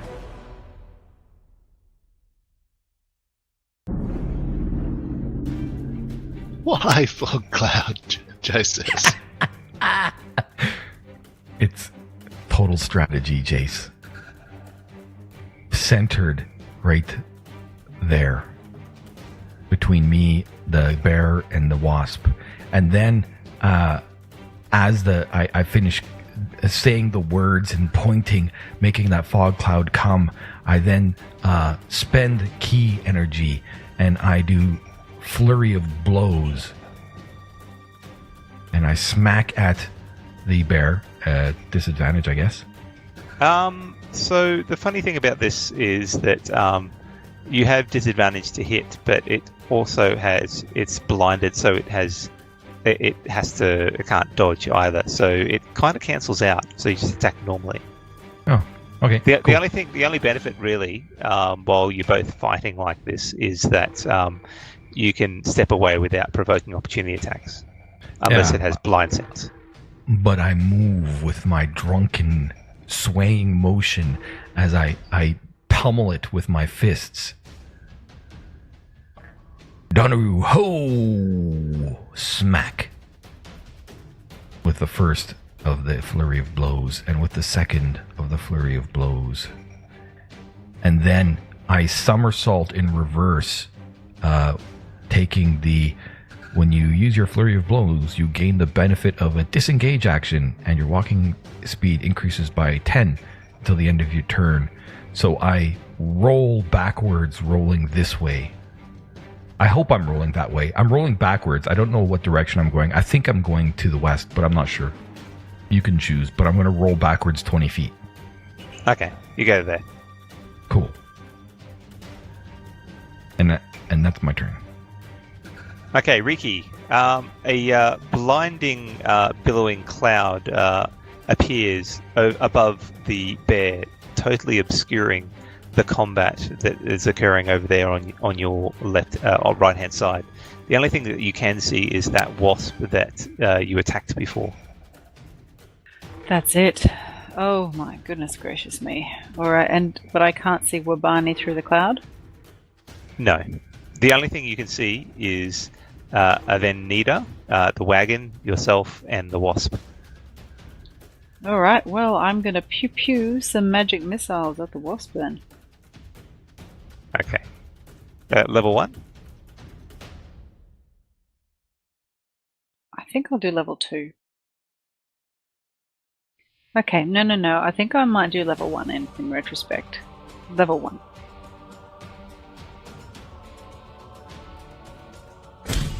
And the wasp pops and dies. And it's dead. Now, is there anything else that I can target that's not a friend? No. You don't have visibility.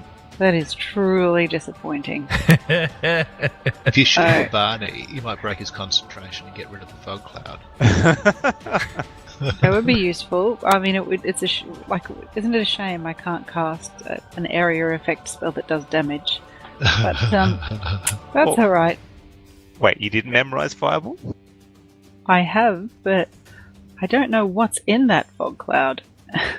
And I really also don't want to set fire to the entire forest. Being a little forest gnome who's been spending time with all the forest creatures. You must have faith in Donaru's plans.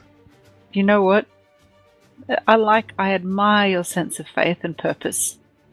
This is not Wabani speaking. It's a mysterious voice who's speaking. Donaru, is that you? There's no answer. Have faith, my child. Alvin? I am with you. Alvin, stop bugging me! I told you, Bendy's my friend now. Okay, so one of the wasps starts chasing you, Wabani. Okay.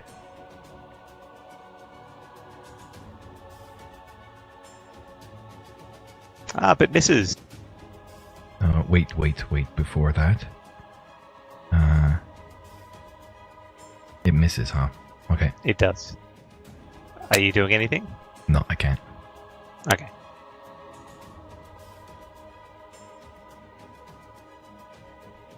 The other funny thing is that...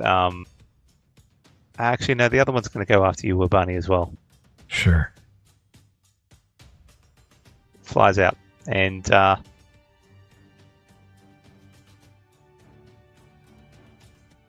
it sinks its stinger into your back. And as a reaction, I will react. You may react as a reaction. It stung. Okay, as a reaction, To the one, it was the northern one that got me, right? That's right. And I'll be like, Donneru will have none of that. Fie on you. And I, with Wrath of the Storm, I rebuke its attack. So it needs to make a DC 15 dexterity saving throw. And it succeeds. So it'll take half damage. So I will smack it with Wasp, huh? I'll go for lightning, I guess. Okay, so the wasp flies in and sinks its stinger into your back, and you feel the pulse of poison run through, but your body fights it off again. Meanwhile, you turn in anger, and the faith of Donneru washes over the creature, even though it's a little bit more nimble than you're expecting, and it takes some damage. And I am confused that these things are able to move through the fog cloud so unerringly. Well, you didn't make a stealth check. Although, I never admit such a fact to my companions. I will point out that you're not hidden unless you actually make a hide check. Oh, I know. Jace, you have I an know. angry bear Wobani next doesn't. to you. Wobani's Okay. learning. Jace is going to target at the angry bear with booming blade.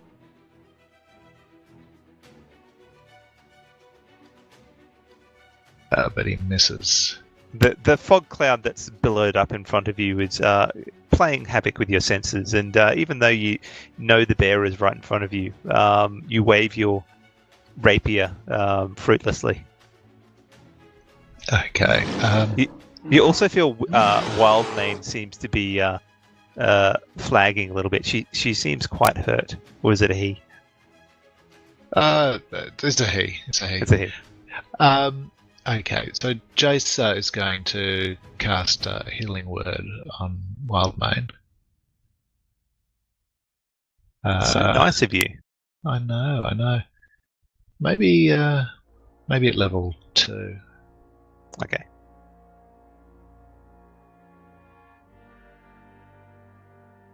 Does And- Wildmane have hit dice as well? Oh, yeah, I rolled that. Oh, And so Wildmane looks a lot better now. The special touch of Jace on Wildmane's neck and the whispering of support heals the horse, and it seems quite happy. Okay, so Jace, so Wildmane's going to take the dodge action for this round. For Wildmane. For Wildmane, yeah. Oh, for Wildmane. I think, is it just for Wildmane? Not It sure would if I'm be, gonna- yeah. I It benefit wouldn't from be it. for you. If Wildmane disengages, I benefit from that. But anyway, Is Wildmane disengaging, or is No. Wildmane dodging? dodging. Okay, so the bear looks to you, and it attempts to claw you off the horse if it can.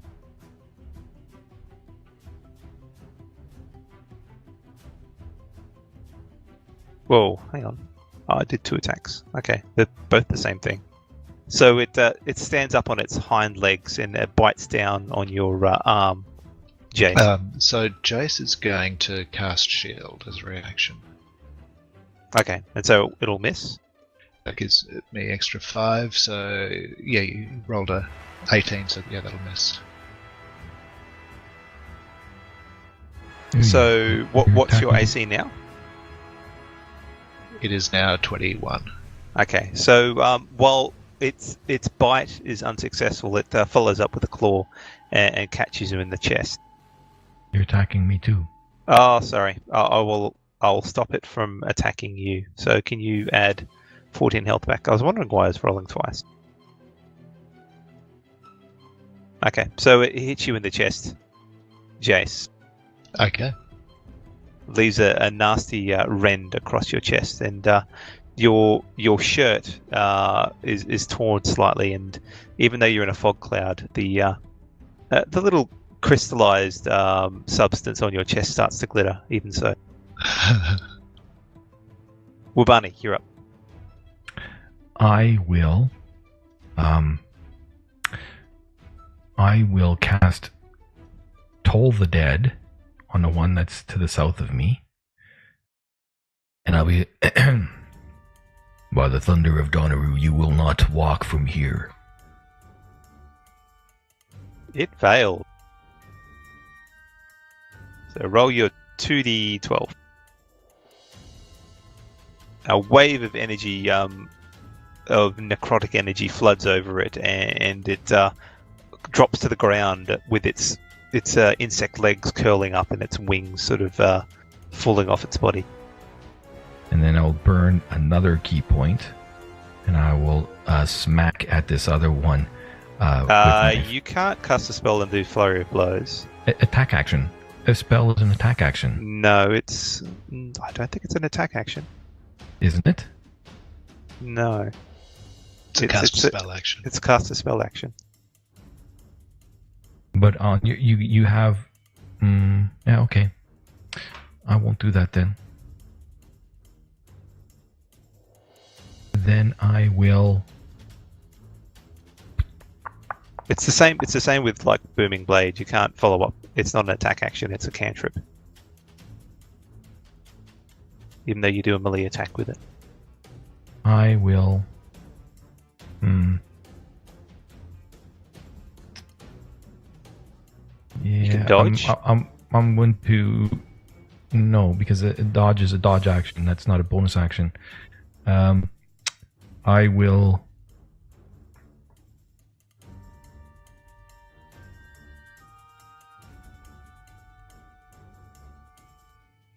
You know what? I am going to do... I will still spend another key point.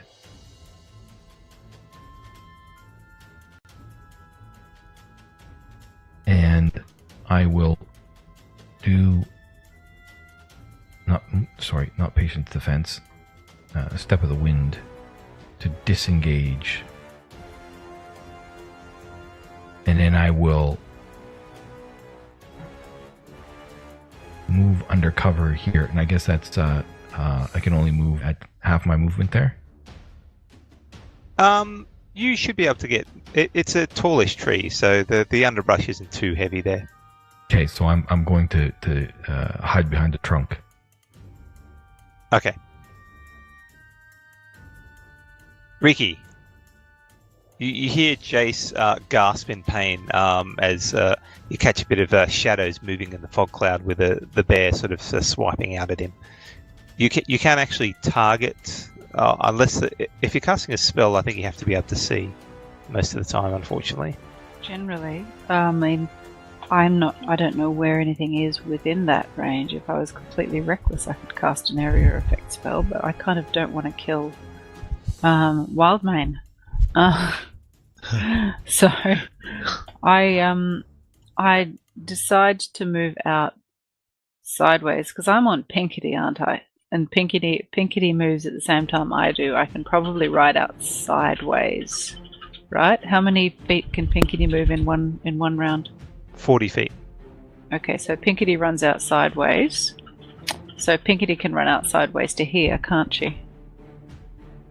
Yep. Alright, so that would allow me to be able to see the remaining aggregated giant wasp. So I look around the edge of the fog and I see that one remaining critter.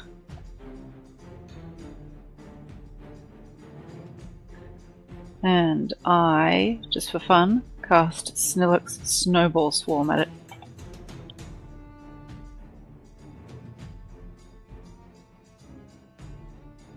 It is frozen solid and lands to the ground and shatters into a million pieces.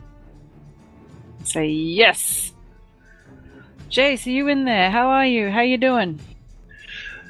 Bear seems a little put out. We're having a bit of a chat about it. Trying to resolve our differences. Well, Barney, if you could make the fog go away, it would help.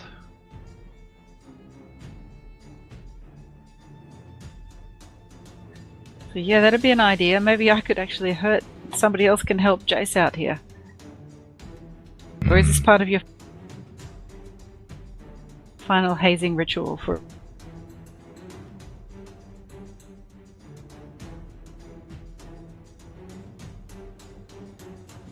Okay.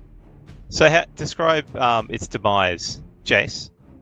Okay, so Jace whispers some arcane words to his blade and stabs it straight through the bear's heart. And as the blade strikes home, there's a loud, thunderous boom as the force of the blade and the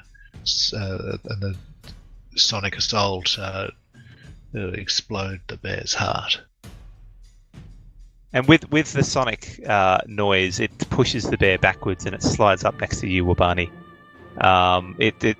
It's on its last legs and it sort of staggers around and then attempts to feebly swipe you, but claps to the ground and dies. I punch it.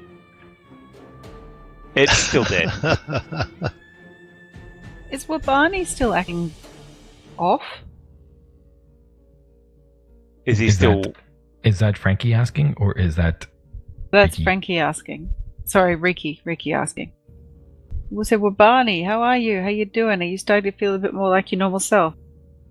All you hear is... Hee-yah! And then the... Ka-tuk. All right. So I wander over to Wabani and I just say, hold still there for a second, mate. I cast Dispel Magic.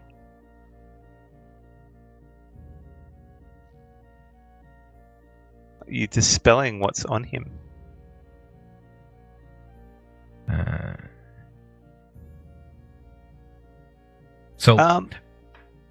Sorry, go ahead.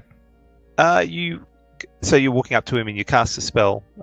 You concentrate and it you feel a bit of a warm sensation wash over you, Wabani, but afterwards you still feel agitated. Aww. Are you beside me when you're doing this? I'm as far away as I can be because you're punching a dead bear and I think you're a little unhinged. Pummeling a dead bear, there we go. And I can cast that from 120 feet, so I can do it from the other side of the world. Oh, wait, here we go. I've got my... You can hear... That's exactly what that sounds like. Is the fog cloud still around? Yes, it's still there as I'm pummeling the dead bear. I got it. I told you I'd get it. The fog cloud, it works. Yes, it does. What was that strange sensation I just felt? Was one of you trying to do something to me? I think the bear farted. You hit it so hard. It was a death fart. It's a very special sensation. I insight check that. No. Well, I do know. Up north, yes, when bodies do die, they still pass gas. I guess that's a possibility. I mean, I don't smell anything, but I walk out of the bush looking around, and I dispel the fog cloud. Can we go up and examine the bear to see if there's anything odd about it? You can go up there and have a look. I go and have a look at the bear. Okay, so if you want to examine the bear, and if there's anything odd about it, you'll have to make a medicine check. I'm going to use a healer's kit on myself. That's a 23. Okay, so at first it doesn't look like the bear is any different to normal, but as you examine it closely, you notice that it is salivating quite heavily, and its eyes, while currently deceased, were quite wide-eyed during the combat, and there is a bit of color to some of its innards. It looks like there's some splashes of blue and green, which is really odd for being inside a bear. Blue and green? Yeah. So not rainbowy, but blue and green. Well, bits of the rainbow. Your assessment is it might have been affected by that clay. and has gone a bit insane from it. I say, well, Barney, is there any of that crap still on your feet from the rainbow clay? I'd look at her. What are you talking about? That stuff you stepped in before, it turned these animals mad, I think. Chase casts prestidigitation to clean Wabani. As he does that, I've picked up a pebble because I'm about ready to throw the pebble at Riki. Are we going to have to kill Barney? Do you throw the pebble? I was picking it up as he was casting prestidigitation. Okay, so now you're clean and still holding a pebble. Anything change? No, I you huck still the pebble at Riki. Okay. Make an Is attack roll. Is it at -5 because she's deep in the woods? No. She's not. Well, she doesn't have any cover she's- there. She moved up to be close to the bear to examine it. Oh, okay. Yeah. All right. So just a regular roll. It 2. sails right over her head Mm. and keeps going. It slams into the wagon. That's really handy because, I've got a fireball spell left, so... You know what? Look, you don't. I know what's going on. Nothing's going on. Look, if something was going on, my casting this spell would have an effect, and so I cast lesser restoration on myself. Okay, so you cast Lesser Restoration, and the agitation seems to go away. And I'm just like, I got a dry. I'm really thirsty and hungry, guys. What's? I think where's Avenida? I need a drink. The hell's going on? So we notice that he's looking calm again. He's looking calm, yeah. Wabani, is that you? I've always been here. Donru guides my actions. Oh, I think Donaru got a bit cranky for a minute. What are you talking about? You punched the horse. You've been throwing rocks at me. No, I wouldn't do such a punch a horse. Come on, they're beautiful creatures. Why would I do such a thing? Well, I would blame the crazy making magic clay that you touched before. That's a pretty good reason. You're shitting me. Would I do such a thing? Well, I mean, Bindi used to, so maybe. Yeah, no. Well, I tell you what. Let's put past in the past. You have a bit of a nap in the back of your wagon if you're feeling sleepy. Well, We'll now keep that you guiding do you the mention rest it, of the way. I am kind of feeling a little bit. Yeah, it's not a bad idea. I crawl up into the wagon and lean against the barrels and put the bedroll behind my head and try to have a nap. Okay. Are you guys heading onwards now? I think so. Riki, do you think the bear's safe to eat or a bit dangerous? With enough chili, I think anything's edible. Is it going to make us crazy? Yes. Grab its gallbladder. Alarak would say that would be too much fine food. Rat for him. In the meantime, I've also called Cinders back. Okay. Cinder pops back into existence right next. So welcome back, little buddy. She smiles and rubs up against your leg, quite happy. Bindi still looks mistrustful. Just see it in a month's time. I can see Bindi riding on the back of Cinders. Or pooping on Cinders. I'm not quite sure. I think she's in the pooping phase now. Okay, so you're heading onwards? Yep. Okay. So you head off for the next few hours, and can I get? I'm assuming it's the same setup as before. Cinders ahead. Is that correct? Yep. Okay. Yep. Can I get Cinders to make another perception check, please, with advantage? Will do.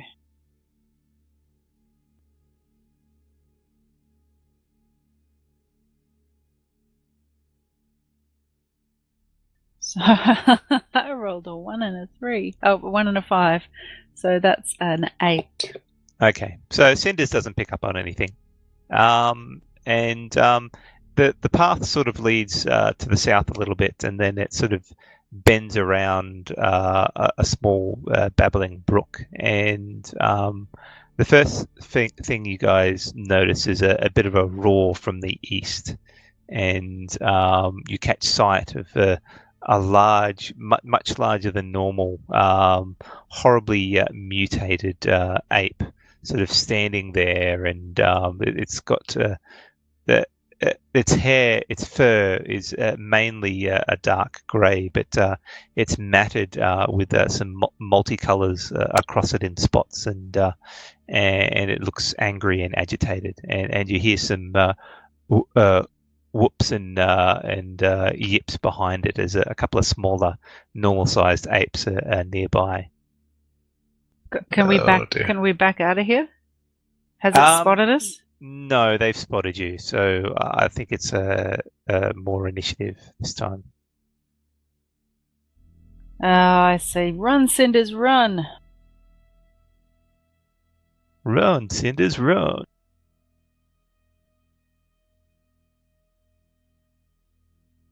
Did I get a short rest in all of that?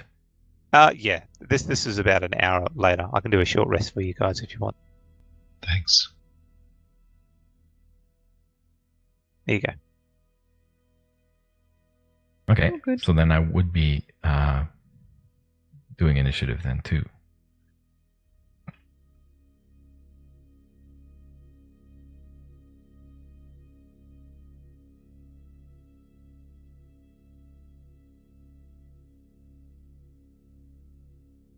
Okay. So I'm coming up in the rear.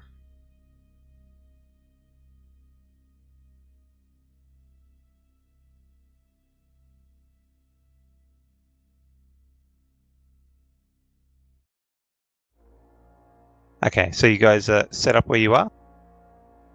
Well, yeah, Cinders would be out the front. but Cinders is gone now. Well, no, not if they're not chasing Cinders. Alright. Cinders wasn't able to alert us to the monkeys before they saw us. No, not in this instance. Very well hidden for a large, screeching, crazy monkey. I mean, I think I need to have a chat to Cinders, because it's not exactly subtle. Bring it up at her performance appraisal.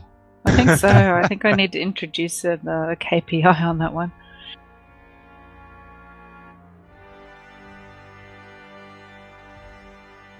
Okay, so you see the monkeys off to the right. Oh, Another they look good pretty chill. They do, don't Aww, I can't attack something that looks like that. they? It's not an exact representation of the monkey. But look But- at him. He's about to start signing at us.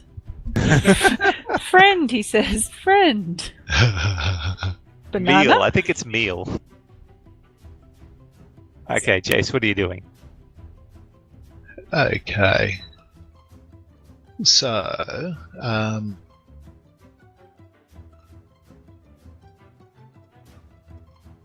oops, can you lock the tokens, please? They are locked now. Okay, so what's going to happen is Wildmane is going to charge towards aggravated 8 number 1.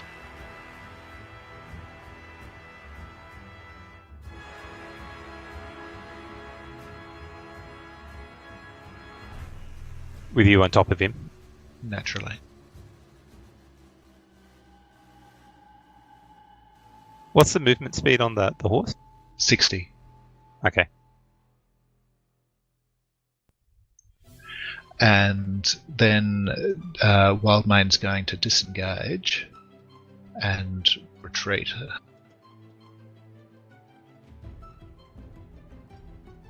With Jason back. Okay. You just rolled a 2d8 there for your attack. For Uh, damage. Yes, 1d8 from the weapon and 1d8 from the burning blade. Yeah, but you don't have your You don't have any sort of modifier for the attack? So it's 1d8 thunder, 1d8 piercing. It should actually be 1d8 plus 1 piercing because it's a magic weapon. And dexterity modifier? Oh gosh, yeah, and dex as well. Thank you. Yeah, I was thinking, where's the dex mod? yeah, I completely stuffed that one up. Thank you. Okay, so +1. What's your dex mod? It's +3. Okay, so +4 on top of that. Yep, thank you. Okay, done. Okay, and tell you what, Jace yells out to Wabani and says, "Wabani, you got this." And Wabani, you've got a use of bardic inspiration. Before he does that very lackluster inspiration, Wabani shouts back, No, I don't.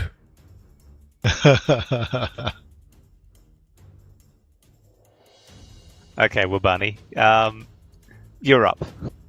I get up from the back of the wagon, having been still leaning against the barrels. I stand up and look about, and from there I jump down and get beside Avenida, and I'm like, what's going on? I'm tired of it. What Donaru, are you out there? Should I do something? Should I cast Fog Cloud? Don't cast Fog Cloud! That's my action. That's my turn. What?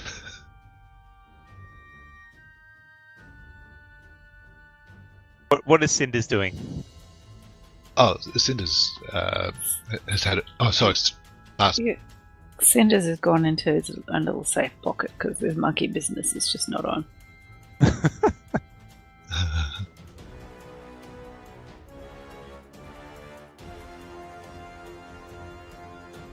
Let's get one of the monkeys. Okay, that monkey, since you came in to attack it, it's going to find a rock nearby and throw it at you. At Jace, I think. It's not a barrel. It's not throwing a barrel.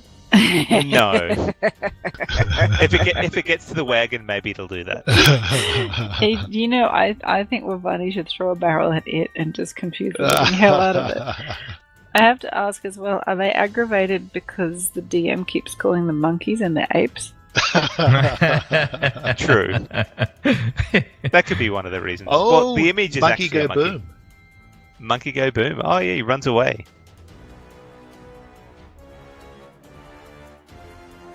And the monkey dies.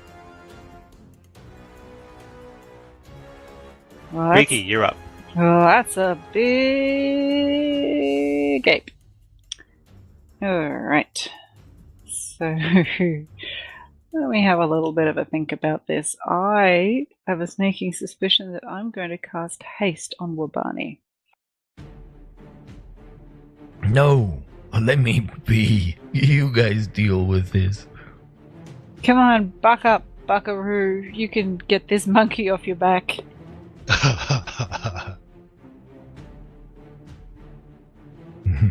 That's terrible. I don't know how to follow that up.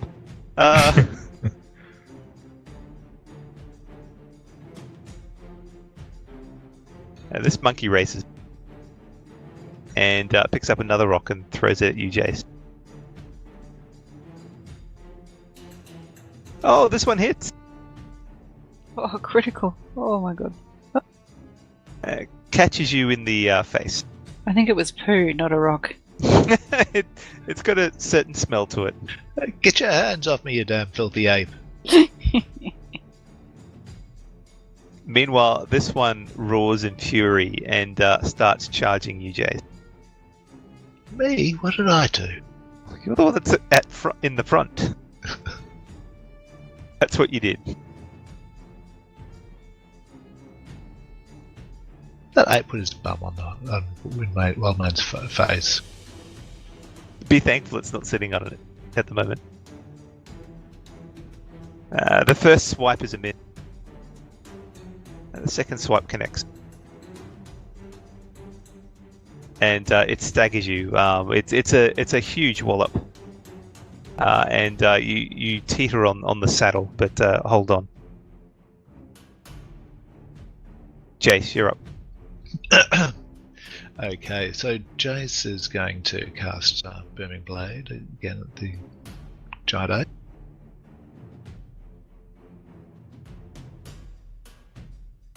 And you hit. And he's going to channel some psychic energy down the blade also.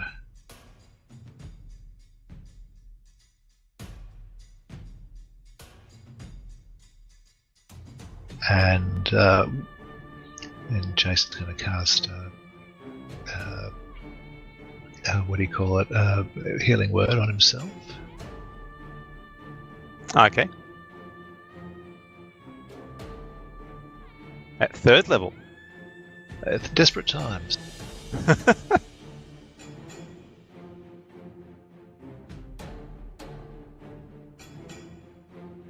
And Wildmane's going to disengage, and we're going to ride back a bit.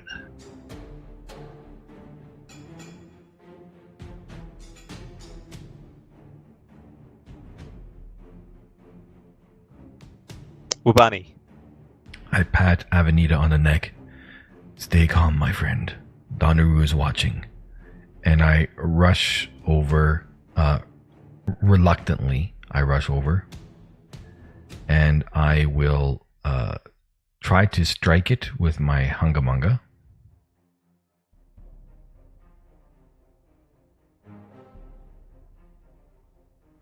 Your heart's just not in it. Clearly not. And Do you want I to use will some Bardic Inspiration?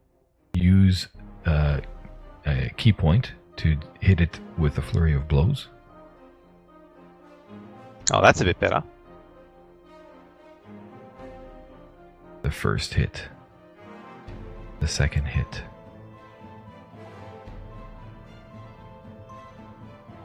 And I will move around to this side.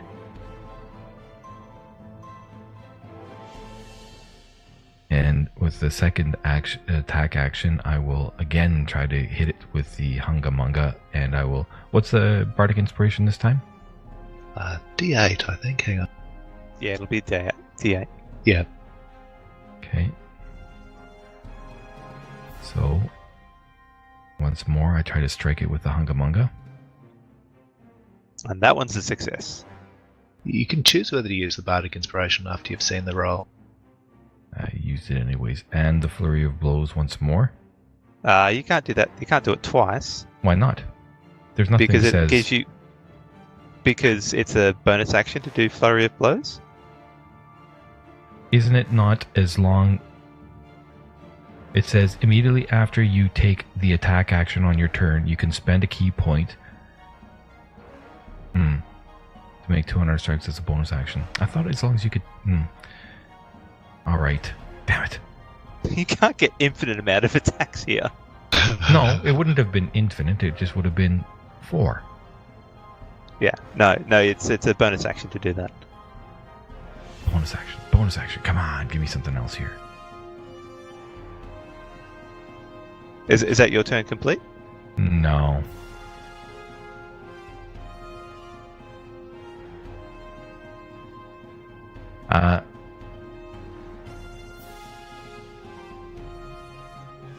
Yeah, that's my turn complete. Yep. Okay. I'll leave it like that. Yep. Ricky. Okay, so I think the best thing that I can do at this point in time is probably cast some magic missiles, although nope. Yeah, I think some magic missiles would be a good fun. Right. So I'm going to target the smaller aggravated ape that's in the distance a bit. Okay. And just for fun, I'm going to randomly drop Snowball Swarm on it. So not magic missile.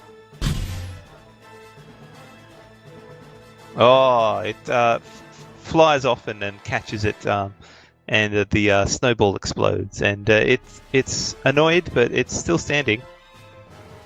And that's alright.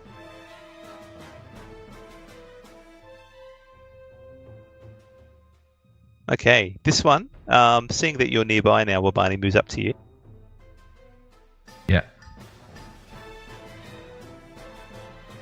And it's going to make 2 fist attacks against you. Okay.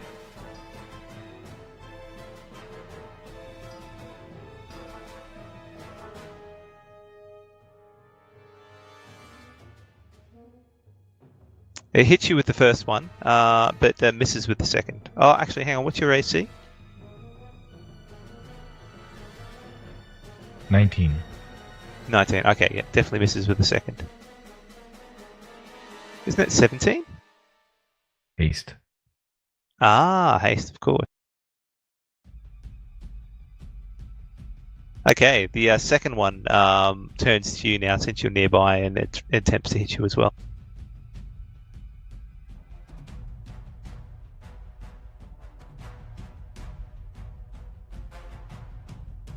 Oh wow! But he fails miserably. He slams his 2 fists, and you just duck out of the way. Jace. Okay, so Jace is going to duck in, stab, and then duck out again.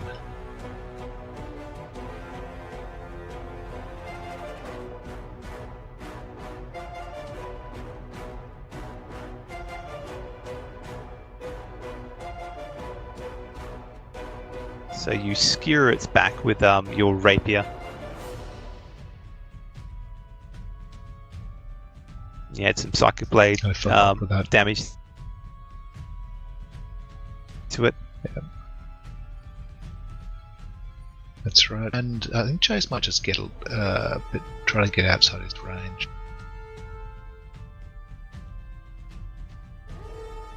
How far? Yeah, you could probably be able to get to there. Oh, you could go a lot further. I was just wondering if the monkey could get that far. Probably. I think the monkey's focused on Wabani at the moment. Okay. Oh, well, doesn't hurt to be prepared.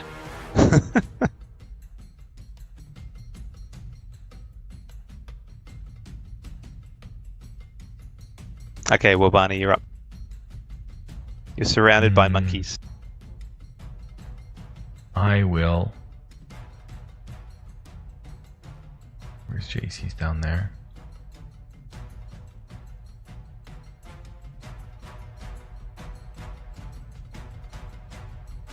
I will.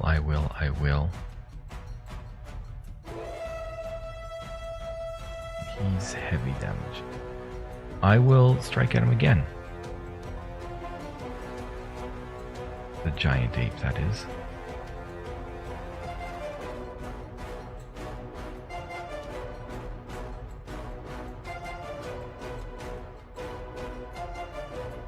And I will flurry of blows again.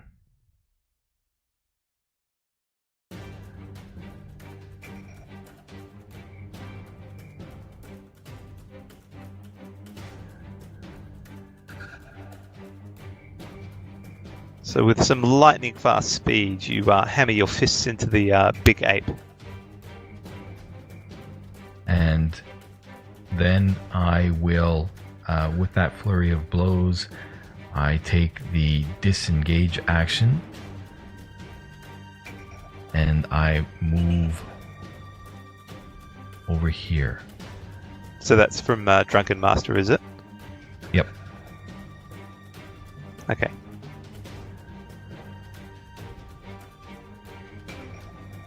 I'm behind Jace.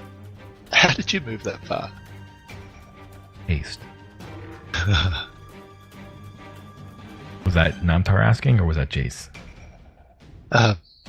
Jace. I have no idea. Riki, you're up. Okay, if I cast another Snellic Snowball Swarm, would I hit both of them? It's a 5-foot radius.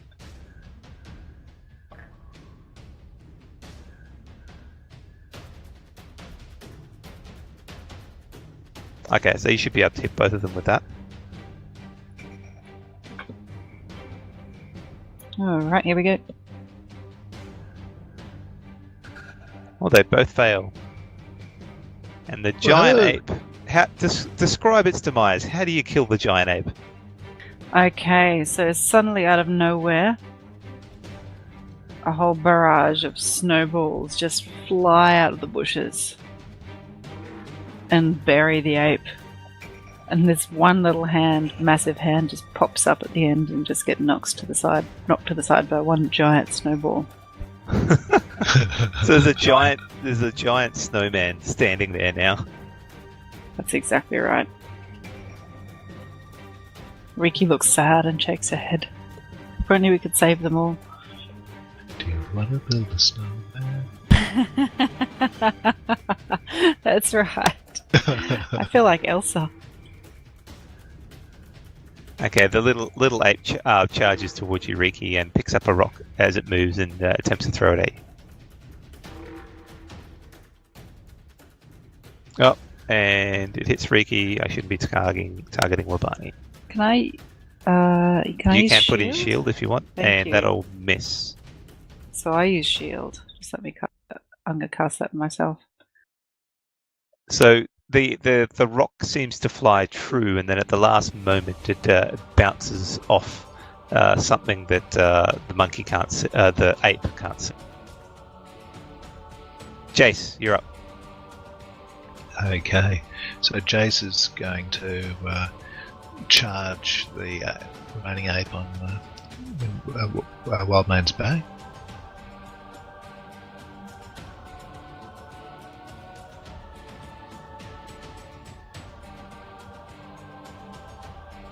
Oops. Let's try that again. That's a death to the poor monkey or ape in this instance. So you can describe how you kill it. Okay, so Jace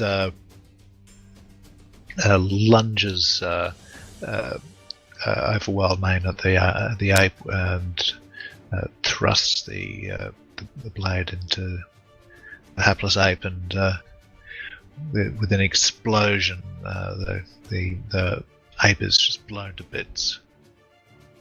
Oh, poor thing. There's ape chunks everywhere. That's right. Rainbow ape chunks. Make a Constitution saving throw. Oh no! The chunks fly away from me. No, you didn't say that. Come on, con save. Look, Jace, I have to argue, Jace by his very nature would never intentionally make chunks of dirty ape parts fly towards himself. That's true. It's very much against character. I'm teasing. It's okay. All right. So with that, you finish off these intruders, or not intruders, but aggravated animals within the forest. What do you guys do now? We take a moment and then just think, oh, I'm pretty spent, guys. How are the rest of you? I could use a bit of a break. I'm running back and forth like a leopard or a cheetah, just moving at an incredible rate. I think Wabani's probably going to crash pretty soon. Yeah, he's like an overtired toddler right now. I think he's about to have a meltdown. I think we better find a camp pretty fast so we can put him to bed and make him keep his eyes closed for 15 minutes. And I stop briefly for a moment and I cast fog cloud over here. Oh, God. As you're about to cast it, you feel this wave of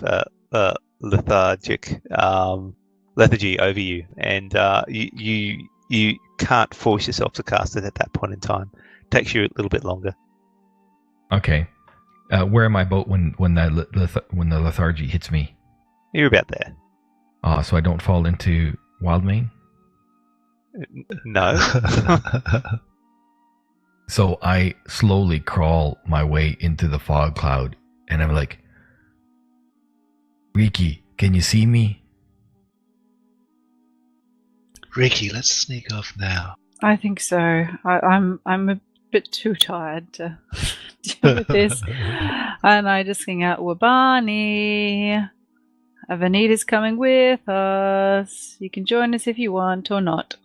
I need to understand, why isn't my fog cloud making them blind? doesn't make any sense. Oh wait, I didn't say that out loud. Donaru, are you listening? It's not doing what I thought it was supposed to do. What's going on here? You hear a cryptic message about RTFM. You don't know what that means. I know exactly what it means. Come on, stay in character. Well, that's what I am. You're staying in character. You don't know what that means. As a monk. A cleric monk, no less. Okay, so you travel on a little bit further and manage to find a spot to manage to find a good spot for setting up camp. So is it going to be the same watch cycle again? Worked for me last time. Yeah, I'm happy to go second again, but I'm determined I'm going to keep a little bit of a closer eye on Jace this time. Okay, so can I get Wabani, you to make a perception check to see if you notice anything in the night? Have I also noticed that I have set the alarm as a ritual around the perimeter of the camp? Okay, so you set a number of alarm spells around the perimeter to help you. Okay. You don't see anything of note or concern, and the watch passes pretty uneventfully. Okay. Okay, so you go over to wake up Riki? Yep. I say, hey, how did the watch go? Uneventful. Okay. Well done. You go take another well-earned rest. All right. Just giving you a short rest because you would have had one by now. Okay, so you set up your watch. Can you roll a perception check, please, Riki? I will, and it's Cinders and I are here, and Cinders is running around a little bit, keeping an eye on things as well. So, I'll bring Cinders back. Is it perception with advantage, or what are we going to do? Perception plus 3. Perception with advantage is fine. Okay. Well, perception plus 3 with advantage.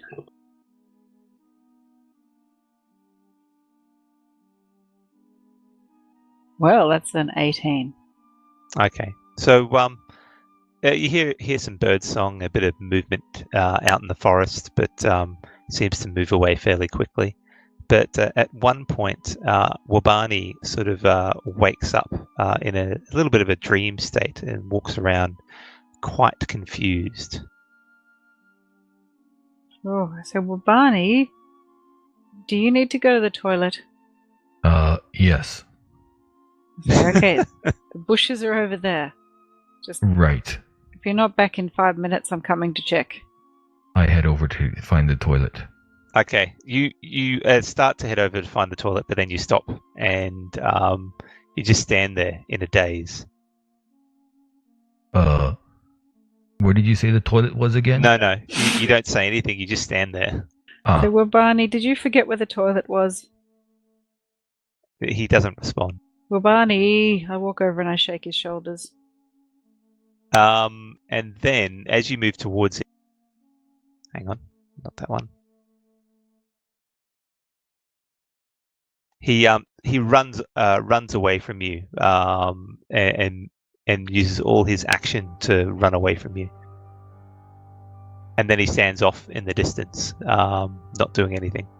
Bye, Wabani. Just checking. This is in the middle of the night? That's right. Do I fall over and get hurt at all because I can't see shit?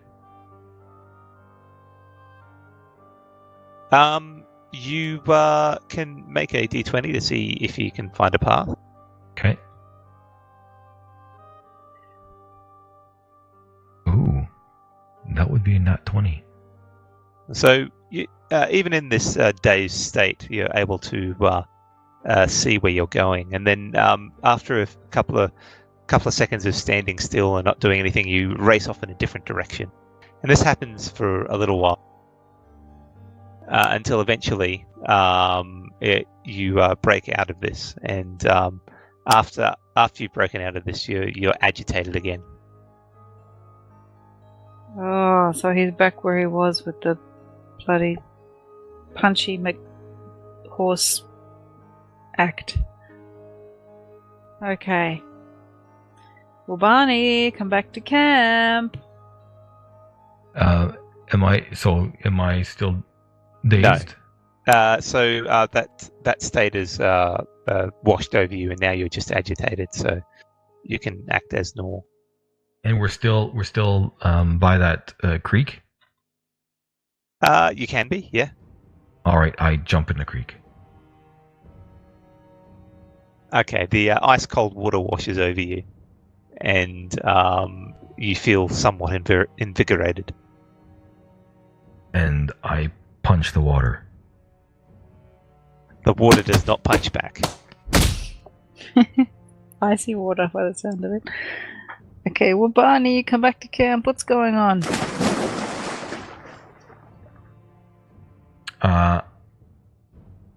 I will, in aggravation, and because I'm really annoyed right now, I drop down and I put my head under the water. Because it's ice cold, you said, right? It is pretty cold, yeah.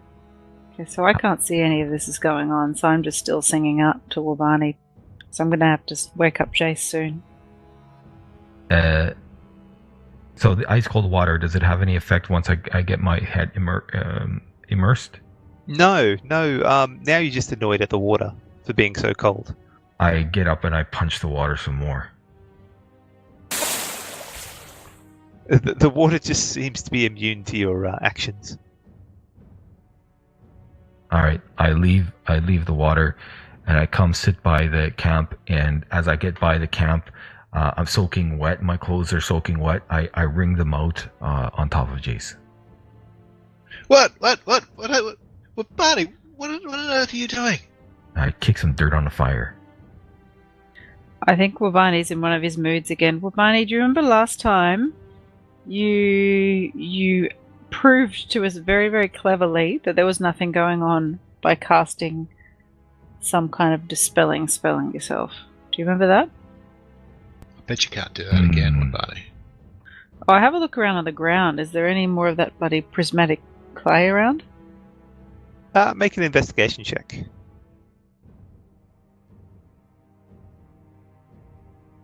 Yeah, that's a 14. You find a little way off from the campsite. It glitters a little bit from the firelight. Did Wabani walk through it? No, he was nowhere near it. Okay. So say, Wabani, that spell that you cast on yourself before, can you prove to me that nothing else is going on and that I'm very silly by casting that thing again, please? That's a restoration. I proved to you yesterday it has no effect. I don't learn. I'm really dense. Please cast it again just to prove to me that thing. Can I insight check her? Yeah, sure. 14. Are you really dense? No, I'm not really dense. But you can make a deception check to try and hide that. Yes, I will. She seems to be telling the truth. You surprised me, Riki. Well, I guess, if I must show you... Look, I cast it on myself again. The agitation goes away, and you feel better. See? No effect. I'm still the same. Now leave me alone.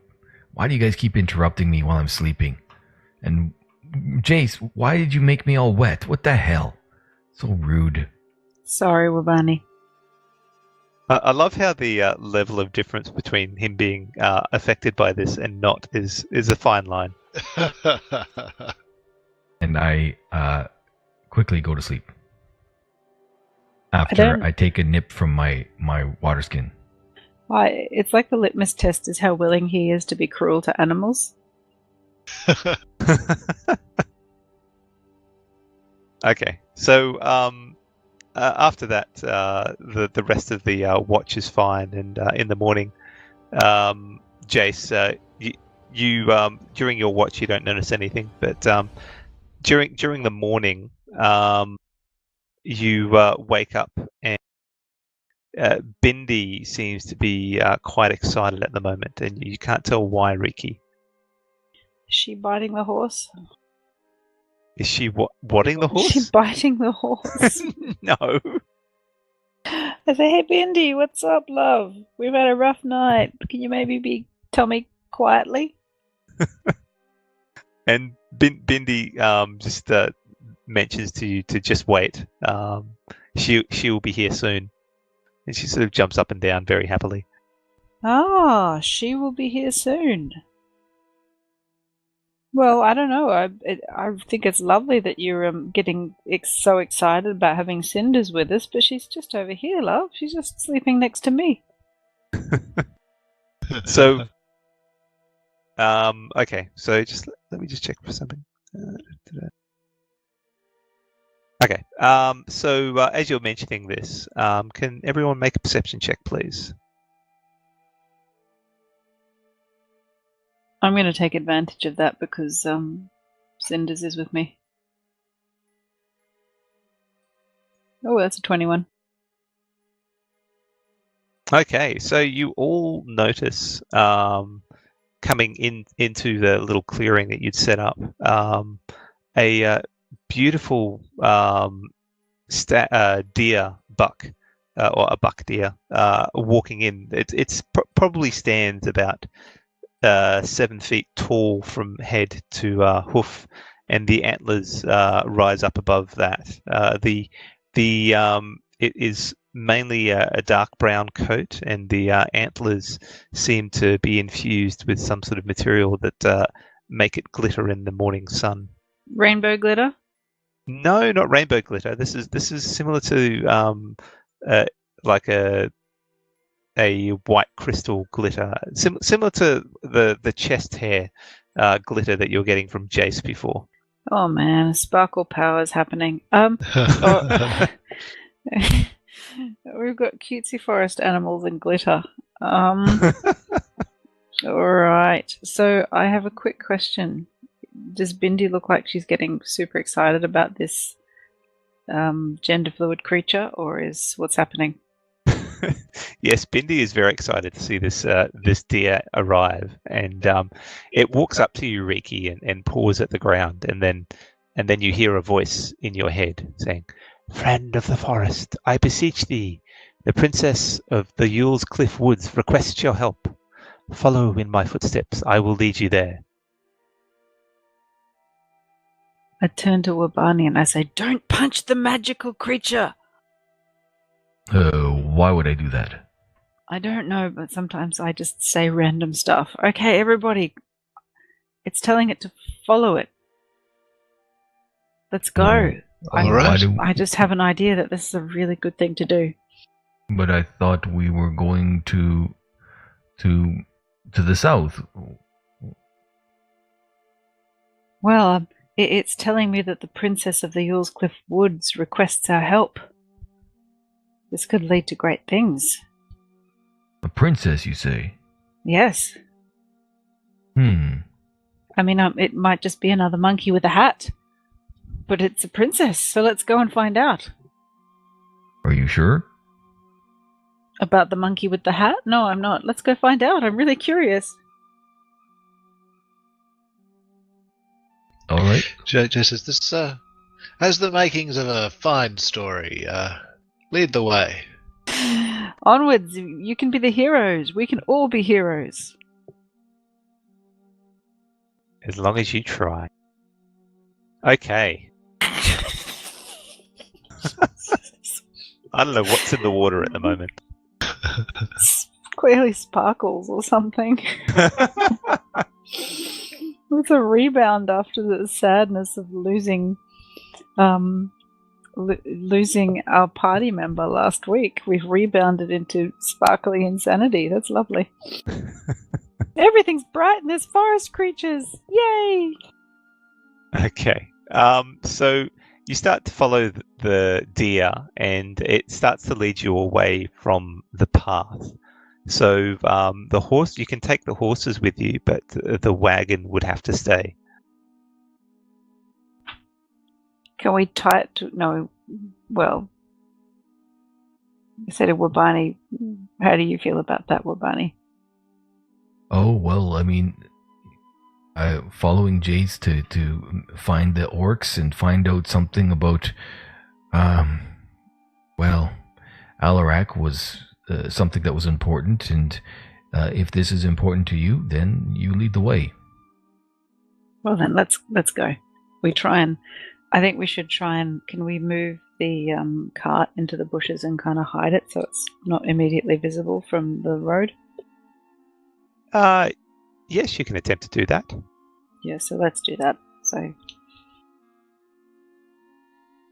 Okay, you make do with what you have available. Cut some branches down and provide a decent attempt at hiding the cart. I summon Masquin. Okay. You concentrate on the wooden boar, and the little imp appears with a flash of light and goes, "You called, barkeeper?" Yes, Masquin. We have to leave this wagon here, and is there any way that you can make sure that the goods that we have inside are safe, and like that someone can't open up our barrels and steal what's inside, or steal the barrels themselves from the cart? Can you like glue them shut or something? I don't have any glue, barkeeper. Ah, well, damn it, Masquin. What about how can we hide this cart so nobody sees it? Well, What were you going to say, Jace? so Masculine could guard the cart for us, Bavani, and maybe Riki could cast alarm around it. I could, Can you but do that, that Masquin? spell, the alarm only lasts within a certain distance. How far do we need to go? You have no idea. Hasn't said how far to go. Could you ask, Riki? Oh, is it a buck or is it a It's a buck. Doe. doe? Thank you. It's certainly not a doe, considering it's got antlers, but Okay, this is where I'm confused because little my little friend Bindi kept saying she's coming. that's true. Oh well, so I just say, how far away are we going to be going, creature of great power and majesty? The buck looks to you and it just says telepathically, not far. All right, thank you. So I set an alarm around it, around the cart, not around the buck. Masquin, will you protect the wagon? For as long as I can, barkeeper, but you realize it won't be long. Yeah, I know, 10 minutes, but you can't. You only inhabit the this here wooden toy, yes? Yes. Why? What are you going to do? I just don't want anybody to steal our stuff. If you take Avenida with you, the cart's not going anywhere. Of course I'm not leaving Avenida. Why would I leave Avenida with the wagon? That's just complete silliness. Someone could come along and punch her. Why would someone punch a horse? You're starting to feel that niggling agitation again. It's not full on, but it's a little bit there. Who? You are. I'm Wabani. starting to feel agitated. No, not. It's probably more that Jace is questioning you. Ah. So, well, what do you guys think? I mean, do you think it's safe to leave our stuff here like this?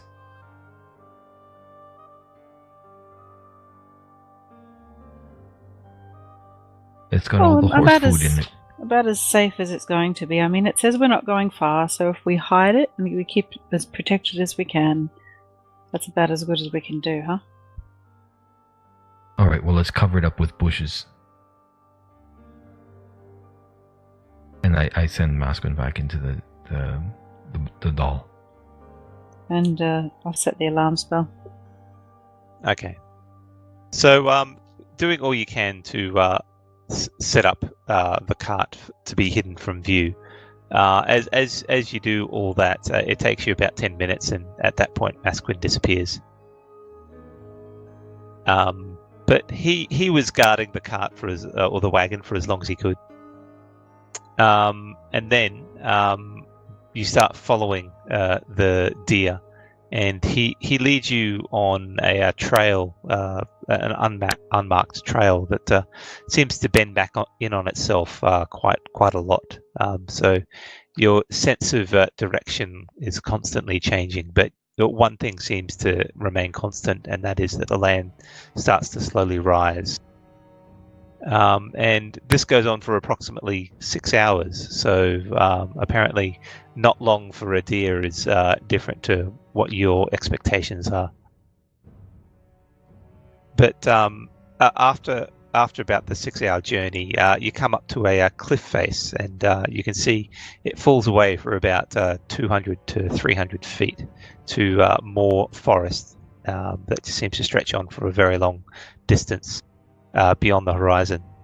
And you get the feeling that something's watching you at this point in time. Is it a monkey with a hat? You can have a look. You can make perception checks to see if you see what it is or they are.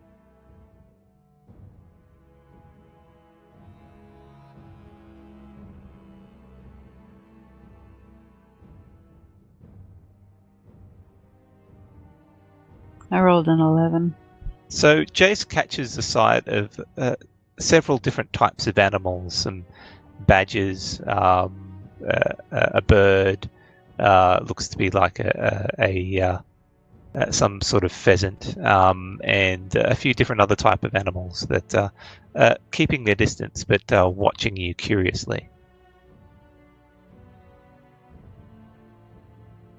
You guys see that I'm starting to make the somatic moves that you recognize for casting fog cloud.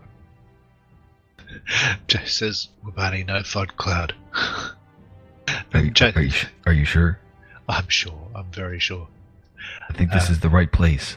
I don't know that there is a right place for fog cloud, Wabani. But it keeps us hidden. It keeps our enemies hidden as well.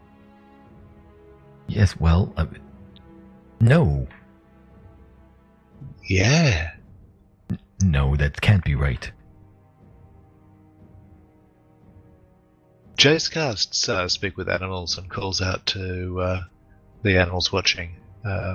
Hail, forest friends. They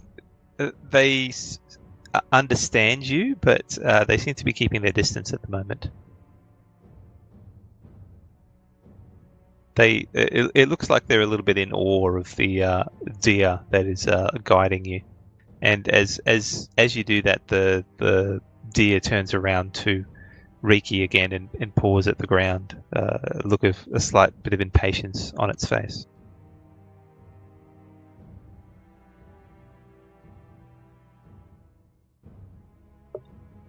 I think we should go. Come on, everyone. Well, let's keep going.